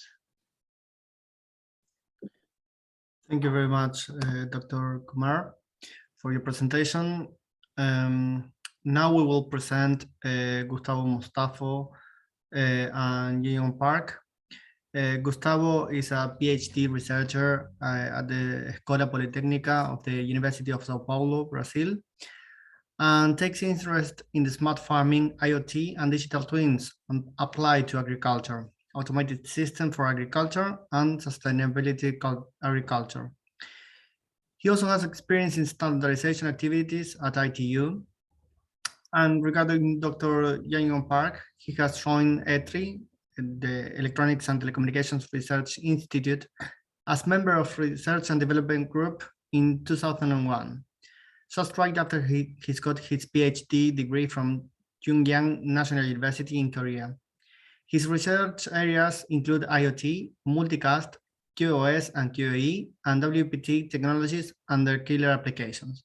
So please let me welcome Gustavo and Yiyong Park. The floor is yours. Thank you. Thank you, Dr. Pav. Thank you for your wonderful introduction. Yeah, I wish you all to have a good day today. This is Yiyong Park from Korea. Actually, this printed material has been developed from two countries, Brazil and Korea. But because of the time constraint, I will print out printed material on behalf of my colleague Gustavo from USP Brazil. It's very good to have a chance to print the very important issues, IoT and AI related standardization issues to support smart agriculture. So I will, okay. And then next page, second page is print the definition of smart agriculture and its considerable domains. Actually, smart agriculture is a new paradigm compared to the traditional one. The ultimate goal of smart agriculture is to maximize both quality and quantity of the crops and to minimize the human labors and required resources used. To meet the goal, smart agriculture uses a number of comprehensive technologies such as IoT, AI, location systems, and robots. As you see in the right positioned figure, we show the 6 considerable domains of smart agriculture, which is described by the supplement smart agri use cases. And those smart greenhouse include vertical farm, plant farm, and open field, vegetal and animals, and the livestock farm, aquaculture, and distribution and data service with the AI. The next slide shows the importance of smart agriculture. As you may already know that the importance already has been emphasized by UN. As UN's 2021 report say, there would be 2.3 7 billion people are without food or unable to eat a healthy, balanced diet or regular basis. To overcome this problem, UN established 17 goals for sustainable development, and among them, the second goal is to end hunger and to sorry, achieve Miss food Dr. security. Park. Yes. This is Maitli from the ITO. We do not see your slides. Oh, can you see my slide? No, oh, sorry. we're unable to view the slides. Just 1 second, please.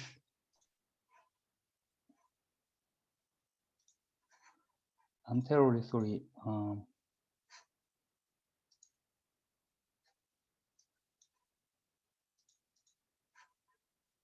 Can you see my slide?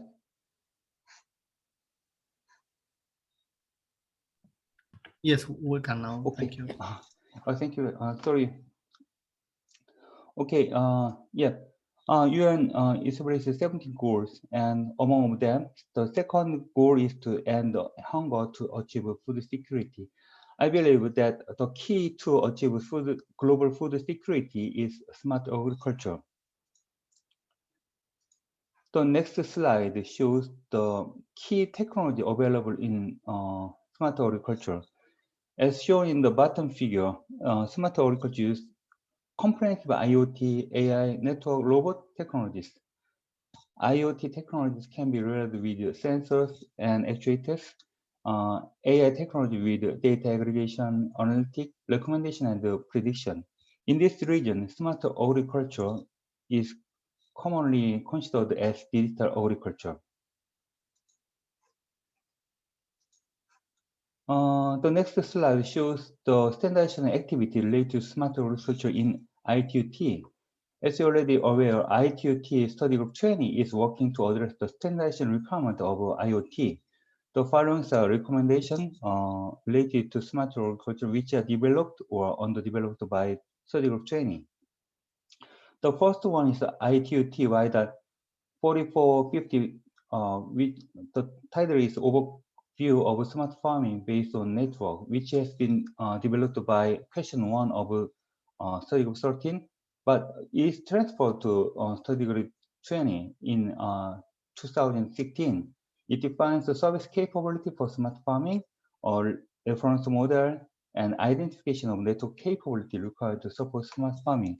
The next one is the ITUT 4466, a framework of IoT-based smart greenhouse, which has developed by question 4 of Study Group 20. It specifies requirement or reference model of functional architecture and interfaces for the smart greenhouse service. The next one is ITUT WIDA IoT SLF, smart livestock farming based on Internet of Things, which is under development by question 2 of Study Group 20. It provides a SLF service reference model and specifies SLF service requirement to address the challenges for smart and connected livestock value chains. The next one is WIDA SRC, requirement for deployment of smart services in rural community, which is also under development by question 2 of Survey 20. It addresses the digital divided by establishing requirement for deployment of smart service such as e-governance, telehealth, and teleeducation, and precision agriculture in rural communities. The final one is by that supplement to smart agriculture use case. The use case of IoT-based smart agriculture, which is also developed under development by question 2. It surveys the use cases of smart agriculture in the perspective of smart greenhouse, smart open field, smart livestock, and agri-data service. And also, constantly during the last October Study Group 20 meeting, to establish a new focus group on AI and IoT for digital agriculture was proposed and agreed to establish. The next slide precisely presents a closer look in Study Group 20's work on smart agriculture. Question 2 is now developing by the supplementary smart agriculture use case until next year to survey standardization work necessary on smart agriculture. The standardizing work necessarily can be categorized into 4, and they are smart greenhouse, open field, and livestock, and also the aggregate data service. The next slide shows key idea of why that 4466, which has been developed by question 4 of study group 20. It provides a smart agriculture greenhouse service reference model in accordance with IoT reference model and its reference point between relevant functions. The final slide shows key idea of why that IoT SLF, which is currently under development by question 2, which will be finished until next year. And also it provides a conceptual model of smart livestock farm, which consists of stakeholder services and ICT infra. And also this document provides several requirements for each component. So this is all of my presentation. Thank you very much for your listening.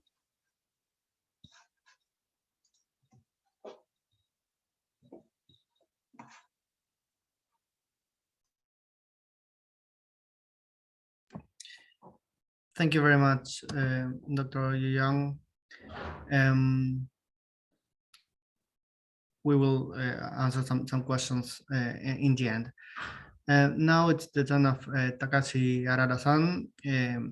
He's the marketing engineer in the ICT IoT market, specialized in wireless solutions such as WiMAX and sub-gigahertz low power one. In recent years, he has worked on challenge of assessing the health of aging civil engineering infrastructures by using wireless sensor. Please, Dr. Takashi, the floor is yours. Thank you, Dr. Martin. Thank you, Dr. Martin. Good morning, and good afternoon, and good evening, everyone. I'm Takashi Harada from Oki. Today, I'm talking about IoT-based civil engineering infrastructure health monitoring. Just start to share the slide.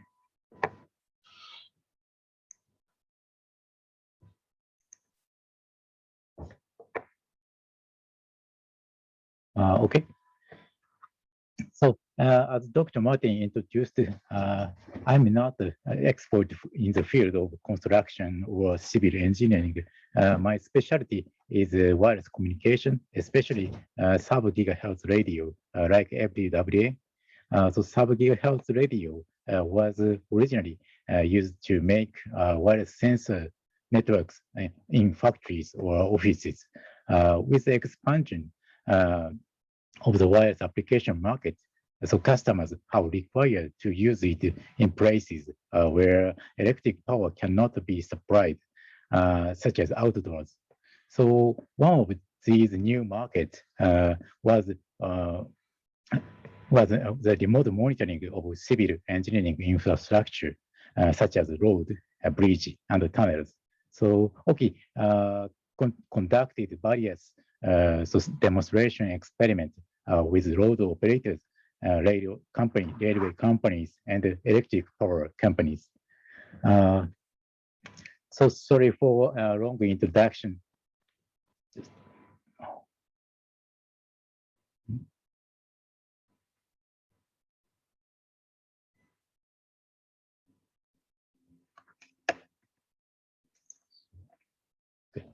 Okay, so first I'd like to talk about current status of infrastructure maintenance. So also there are some differences with each country, but many civil engineering infrastructure, so especially roads, bridge, and the tunnels, has been in operation for a long time, so 30 to 50 years. So according to Japanese government report, in Japan, so there are 700,000 bridges and 10,000 tunnels, and so 43% of bridge and so 34% of tunnels will be over 50 years old by 2023. So currently, infrastructure maintenance has three issues. So first, current infrastructure maintenance is based on visual inspection by expert, so civil engineer. The result of visual inspection depends on the knowledge and the experience of the expert. And so training experts will take a lot of time and cost. So, however, so the second point, civil engineers become short due to the aging population and declining youth engineer. So the number of inspection targets is increased, but the number of the experts can the inspection are decreasing. So it will make it increase inspection cost. And the next, the third point, increasing inspection cost will make financial problems for operators of civil engineering infrastructures. In particular, local governments so manage a lot of civil engineering infrastructures. However, in many cases, they do not have enough budget for infrastructure maintenance. To solve these issues, new maintenance methods using IoT technologies are expected. Okay. So both of inspection and health monitoring have the same purpose for maintaining so safety and integrity of the civil engineering infrastructure. However, these approaches are different. So inspection measures the condition of civil engineering infrastructure so at a particular point in time and evaluate it against the criteria. So periodic inspection are carried out every 3 to 5 years, and when we face a disaster such as earthquake or heavy rain flood, so an urgent inspection may be required to know the damage caused by disaster. So on the other hand, so health monitoring measures the condition of civil engineering infrastructure, so constantly or multiple times. So it's always regularly or irregularly, at least more than 2 times. So other compares the measurement result to find change of infrastructure. Okay, so this slide shows use cases of civil engineering infrastructure health monitoring. This one. So bridge peer monitoring so monitors inclination of the pier. So the pier may tilt due to an event so called bridge scarring. So that the sand or gravel are removed from around the pier. So by a fast stream of water. And tension monitoring so calculates so the tension of the cables from vibration data so measured by accelerometers attached to the cable. So and monitors whether the cable is broken or not. So in addition, so there's many use cases. So floor slab crack monitoring that monitors so width and length of cracks in the floor slab. So structural deformation monitoring that monitors distortion or deformation of structures. So and salt air damage monitoring using corrosion methods. So not only for road, bridge, and tunnels, so similar monitoring solution can be applied so in other cases, so such as so monitoring slope landslides and monitoring so steel pylon. Of course, similar study was done so outside of Japan, in US and Europe. So civil engineering infrastructure was built earlier than Japan. So aging infrastructure so has been a problem. So since around 1990. So however, so it was difficult to build a monitoring system with technology at that time. And in recent years, so studies on health monitoring has been progressing as well.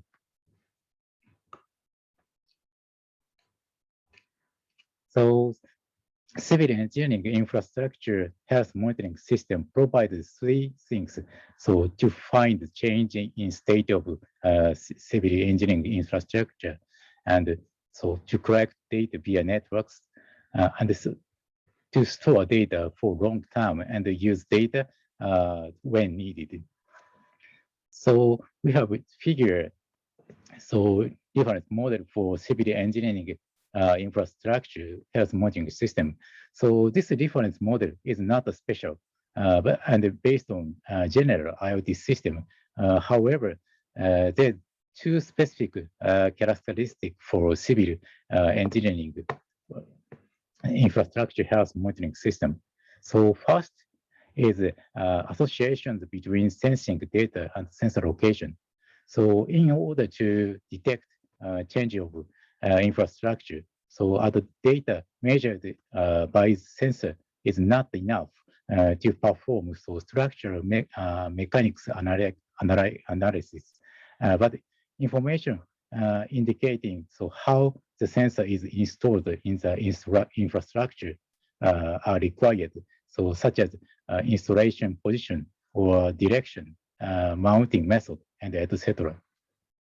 So second is difference in the operation period.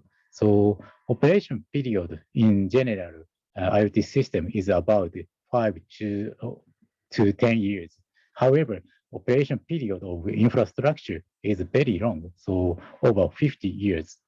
So it is inevitable to replace the sensor in operation period. So sometimes so change device due to so device discontinuation. So but on the other hand, so since infrastructure changes are very slow, so past measurement data must be continuously evaluated and analyzed, even if the device is replaced or changed. So it is important. So how to ensure data continuity over such a long period. Okay. So various demonstration experiments has been conducted, but there are also some issues. So in field of construction and civil engineering, research on sensing method and data analysis is progressing, but so data storage for long term and data sharing into system are not given much importance. So as a result, monitoring system is independent by each vendor or each system. In some cases, infrastructure operators have different health monitoring systems for each infrastructure so they are managing. So it is very difficult to compare different infrastructure because the data measured by each system is different. So in the future, to promote systemization, so cooperation with the construction, civil engineering field and the telecommunication field will be more important. The construction and the civil engineering fields are good at utilizing data for maintenance, inspection, and anomaly detection.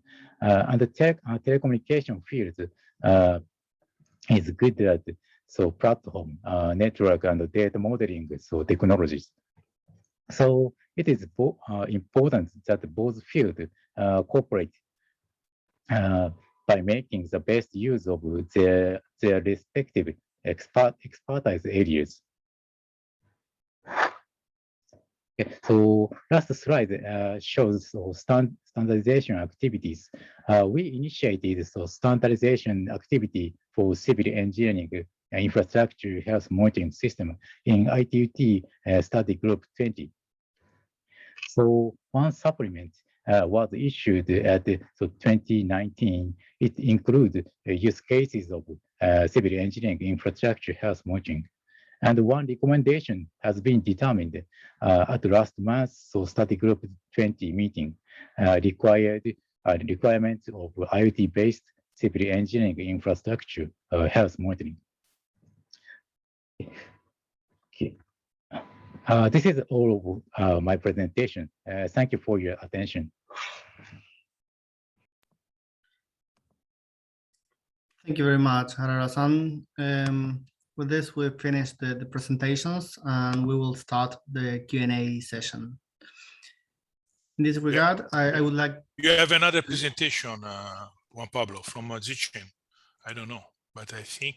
oh, sorry, my bad. Thank you very much. Sorry.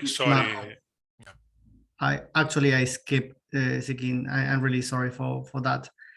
Thank you, Marco, for reminding me that. Yes, well, Mr. Ziqing Zhang joined the Wuhan Research Institute of Post and Telecommunications in 1998. Oh, sorry. After obtaining his PhD in pattern recognition and intelligent system from Huazhong University of Science and Technology from China. He has a division of innovative research on smart city in the State Key Laboratory of Optical Communication Technologies and Network since 2010. He has been active in standardization bodies such as IoT, Study Group 17, Study Group 13, Study Group 5, and Study Group 20, CCSA, TC8, and TC10. So with you is Mr. Ziqing Zhang. The floor is yours. Thank you.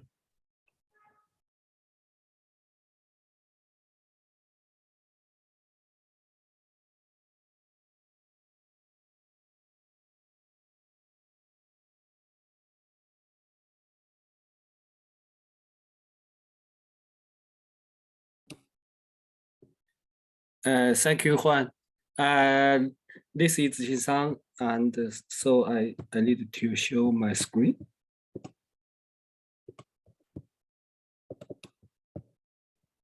We are seeing the presentation actually. Okay, good.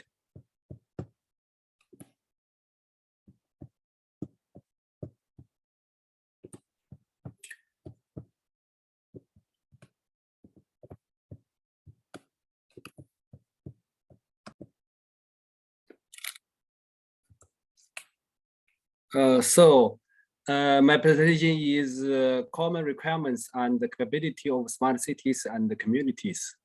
I'm the technical director of China Information Communication Technology Group, and I also the vice chairman of IoT SG20. The first slide, I would like to have an introduction of the standardization framework of smart cities. That picture, that diagram is come from the IoT focus group on smart city report. That is the standardization roadmap for smart city. And generally, we think that we need several standards for this topic of smart city. And you can say that from the top, we need smart city management and assessment standards. And in the second part, we need the smart city service standards. And the third part is ICT standard. And the fourth part is the building and the physical infrastructure standards. So that is what we think. When we building smart cities, we need all these kind of standards. And we got a concept and a definition of smart city. That is smart city is an innovative city that use ICT and other means to improve quality of life, efficiency of urban operation and service, and competitiveness, and ensuring that it meets the needs of present and future generation with respect of economy, social, environmental, as well as culture aspect. So that is what we need to consider in building smart city. and that is also come from the focus group report, and also this definition already defined in ITUT's recommendation Y.4051. And so from the definition of smart cities, and it defined a task for the work of building smart city, and also for complete this work, we need this kind of technologies and standards. So that is from the general aspect to define the smart city. And that is the diagram is the framework of that is multi-tier smart city ICT architecture from communication views, and it emphasized on a physical perspective. And you can say from the top level is application level, that the work is related to e-government, transportation, and logistics, and healthcare, and so on and so forth. And the next layer is data and supporting layer, and you can say that we have a lot of work to do in the data processing, and for the data storage, and for the application support. And then is the network layer, and you can say that a smart city is generally connected city, and when we use a lot of telecommunication infrastructure to connect all components together. And for the sensing layer, and we have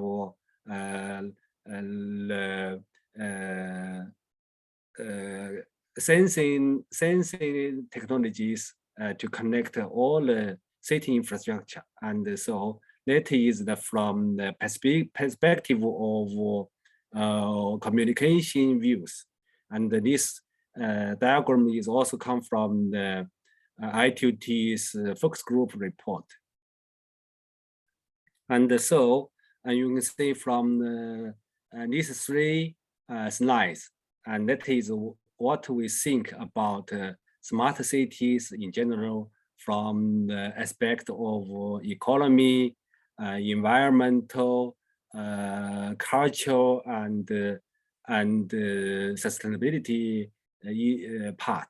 And from the communication views, and we have this layered structure. And so, and when we have these standards for the common requirements and capabilities of smart cities from the ICT and IoT perspective, and then we have mapping our consideration to three space, and that is in the left diagram. And we can say that is a social space, and is a physical space, and the information space. And then we focused on the information space, because this is from the IoT and ICT perspective. And that is what we think from the IoT and ICT perspective, what we need for the smart cities. And then the right diagram is the framework of capability groups. And you can say that is focused in the information space. And we have the 4 groups. The first group is service and application capability group, and we are talking about service provision and multi-user support, and decision-making support, and location service support, and identification service support. So that is grouped as a service and application capability. And then the second group is the smart city platform capability. And we have this kind of support for urban service, for the open data, and for the data processing, for the data storage, and for the semantics exchange and tagging. And so that is the group of smart city platform capability. And then for the sensing and infrastructure capability group, and we have this kind of urban infrastructure and we have this kind of linkage management and service management and the sensing and data connection. And then for the vertical part is the management and the security capability group. And so that is we considered from the IoT and ICT perspective, what is a smart city looks like, what is required, and what is the capability to support all these kind of tasks of smart city. And for the relevant recommendations related to smart city, we think that is the work related to the interoperability, open data, data processing, artificial intelligence, identity service, and so that is the, some of the typical standards developed by IoT and mainly in SG20. And you can say that the first one and the two is related to the smart city platform. And then is the Y.420 line is related to the requirements of interoperability of smart port with the smart city. And then we have the open data standards, and then is the API for IoT data processing in smart cities and the communities. And we have a specific standards related to blockchain, and we have two standards about blockchain-based data management and data exchange, and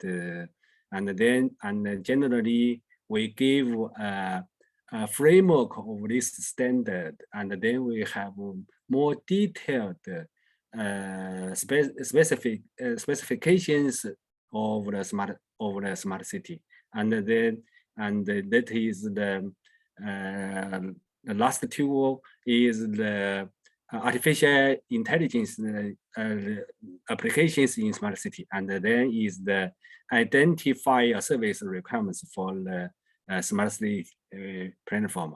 And so generally we have a series of recommendations developed or under development in SG20. And we welcome you to join our work and to give very detailed specifications for the open standards. So that's all for my introduction. Thank you.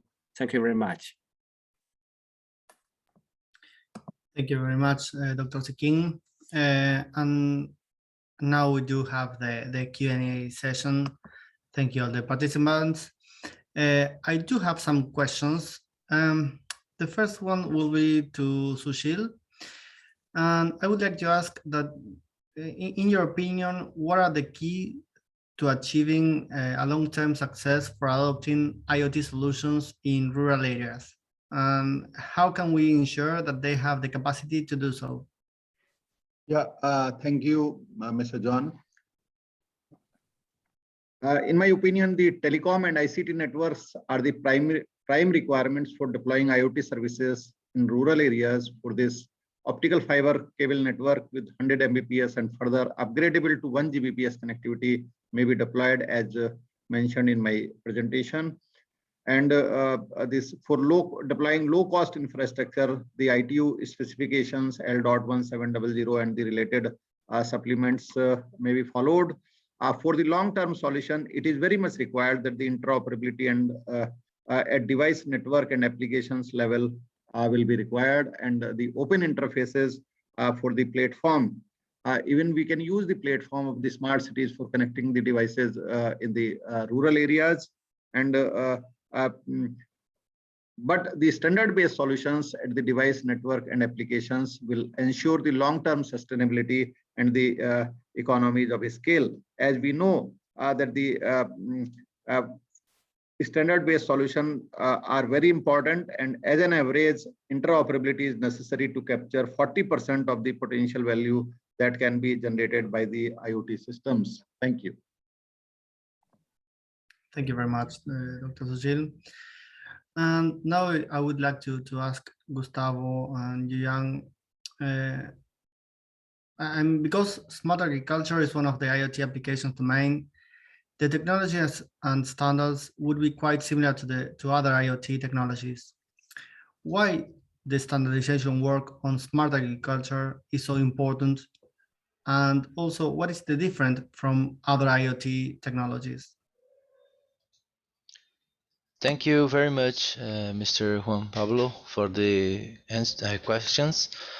First, I would like to say that because in agriculture we have several specific domains with their specific requirements, but some of those difficulties can be mentioned as a common ground. For example, we have the connectivity issues. They are related to the long distances between link nodes that are commonly seen in the wireless communications in rural areas. We also have the weather exposure that also can be a problem, since several times the devices are exposed to extended periods in aggressive conditions. For example, sun, dust, heat and cold, water, rain, etc. As another common ground example, we can mention the data interoperability that is usually an issue, since we have several data sources from several devices, and we have very few standards for that data exchange in the agricultural domains. This is especially important when we remember that some sensors are, for example, applied in live animals. So the standardization can provide a basis for this application, and thus it can prevent the misusing or even hurting the animals, impacting the production negatively, for example. Also, for the second part, I would like to say that differently from the other IoT technologies, in agriculture we may say that it's very important, since we are mainly responsible for the second goal of the UN 17 goals, in order to mitigate hunger and achieve food security. So that is a very important responsibility that is attributed to the agriculture as a whole, meaning that any technology must be very well studied and tested before it's used in field. Otherwise, it will impact negatively in the performance of the cultures or the animals. Thank you very much, Gustavo. Now I would like to ask Dr. Zhang, what do you think is the ICT framework of a smart city? Yes, ICT framework is a kind of digital framework, and we think that generally from the urban infrastructure, that is some kind of infrastructure, the physical infrastructure and the digital infrastructure, and also some other kind of infrastructure. And from the ICT perspective, we have a similar layered structure such as IoT, and generally we have 5 layers or 4 layers, and similarly in smart cities, and we also have this for the service layer, and for the data layer, and for the communication layer, and for the infrastructure layer, and so, and I think that is similar. But generally, there are some specifications required, and you know that for the perspective of IoT and smart cities, and in smart city we have more required. For example, we need some decision making for emergency issues and for safety issue, and so I think that is the difference. And you can say from the diagram it's much like, but in interoperability part and for application part, and there are some difference, and there are some unique requirements. I think that is the difference of the IoT and the smart city. Thank you. Thank you very much, Sikim. And I would like also ask Arara-san, what kind of sensor are used for civil engineering infrastructure health monitoring? Thank you, Dr. Martin. So kind of sensor, the displacement meters, optical fiber, accelerometers, and the visual sensor like camera are often used in demonstration experiment we touched. So however, it's not limited to these specific sensors. So you can freely select any sensor for civil engineering infrastructure health monitoring. Thank you. Thank you very much, Arara-san.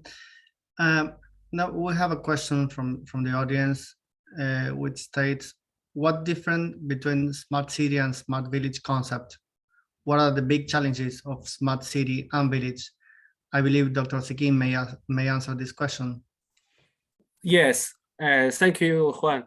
And I think that from the citizens' perspective, and is similar, and you know that for the personal service, is the same, and you need to have the safety, for the security, for the service of education, and for the service of everyday living. And I think that from this perspective is the same from for smart cities and smart villages. But you know that city and rural area have a different areas, is very different. Usually, city is a hub for communicate for education and for communication and so on and so forth. So if you build the smart city, you need to consider build, for example, data center, and then it is different. And then for the transportation system, and you can say from the infrastructure part, and then this is a great difference. And generally, the village is end or the use end of this kind of service for data transportation and for the and generally is the terminal of the transportation system. And I think so you can say from the infrastructure aspect is different, and that is the features of the cities and the villages. And the city, I think, is a hub for information, for city is everything, and so if you need to provide all this kind of maintenance of these buildings and establishment for the cities, and so that is depend on the characteristics of the cities and the villages, and then the task of smart city and smart village is a little different, I think that is the smart city and the smart villages. Thank you very much, Sikim. We're running out of time. I have a lot of questions. It's been an interesting panel, but I have to close this. So thank you very much to the audience and to the participants for this rich information that you provide. Also, let me remind you that these presentations will be available at the website. So if you have any other doubt, you might find the information there. So thank you very much for this session and for these presentations.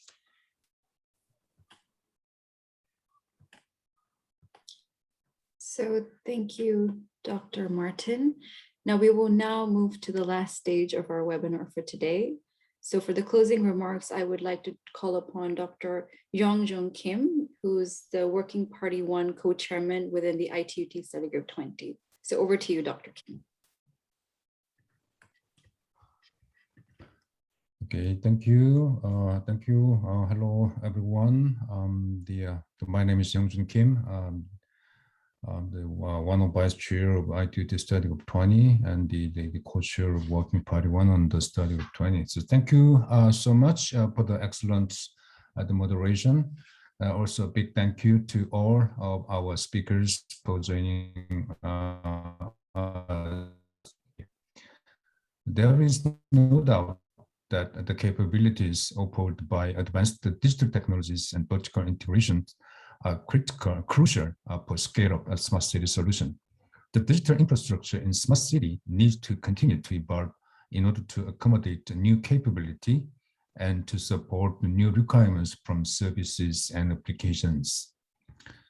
As you have learned today, ITUT Study Group 20 has developed technical standards that help the city and communities to expand their network and capabilities and enable support of services and applications in different verticals. So ITU will continue to work to support the smart city and communities in their digital transformation journey.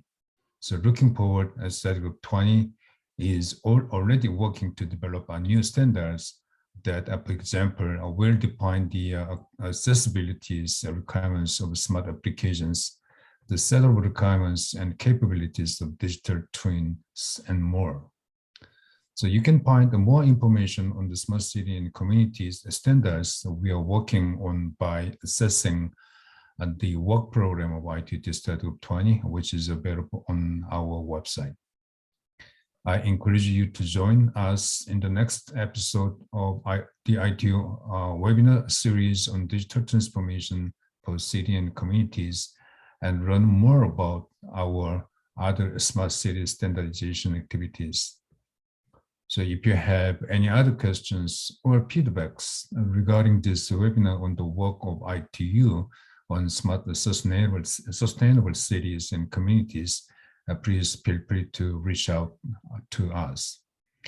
Please also be informed that the highlights of the webinar, including the key recommendations, along with all presentations delivered, will be made available on the ITU website, where you can also find our contact information.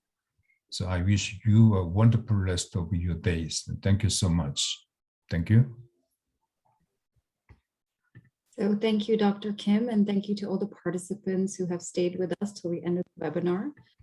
Please note that our quest for digital transformation does not end with this webinar, and the next webinar will take place on the 6th of December from 1 to 3 p.m. Geneva time, and it will address the security risk of digital transformation on IoT. This webinar will be convened by the ITUT Study Group 20 as well as the ITUT Study Group 17. So we look forward to you all joining on the 6th of December. Please mark it in your calendar and you can reuse the same joining link. So thank you all.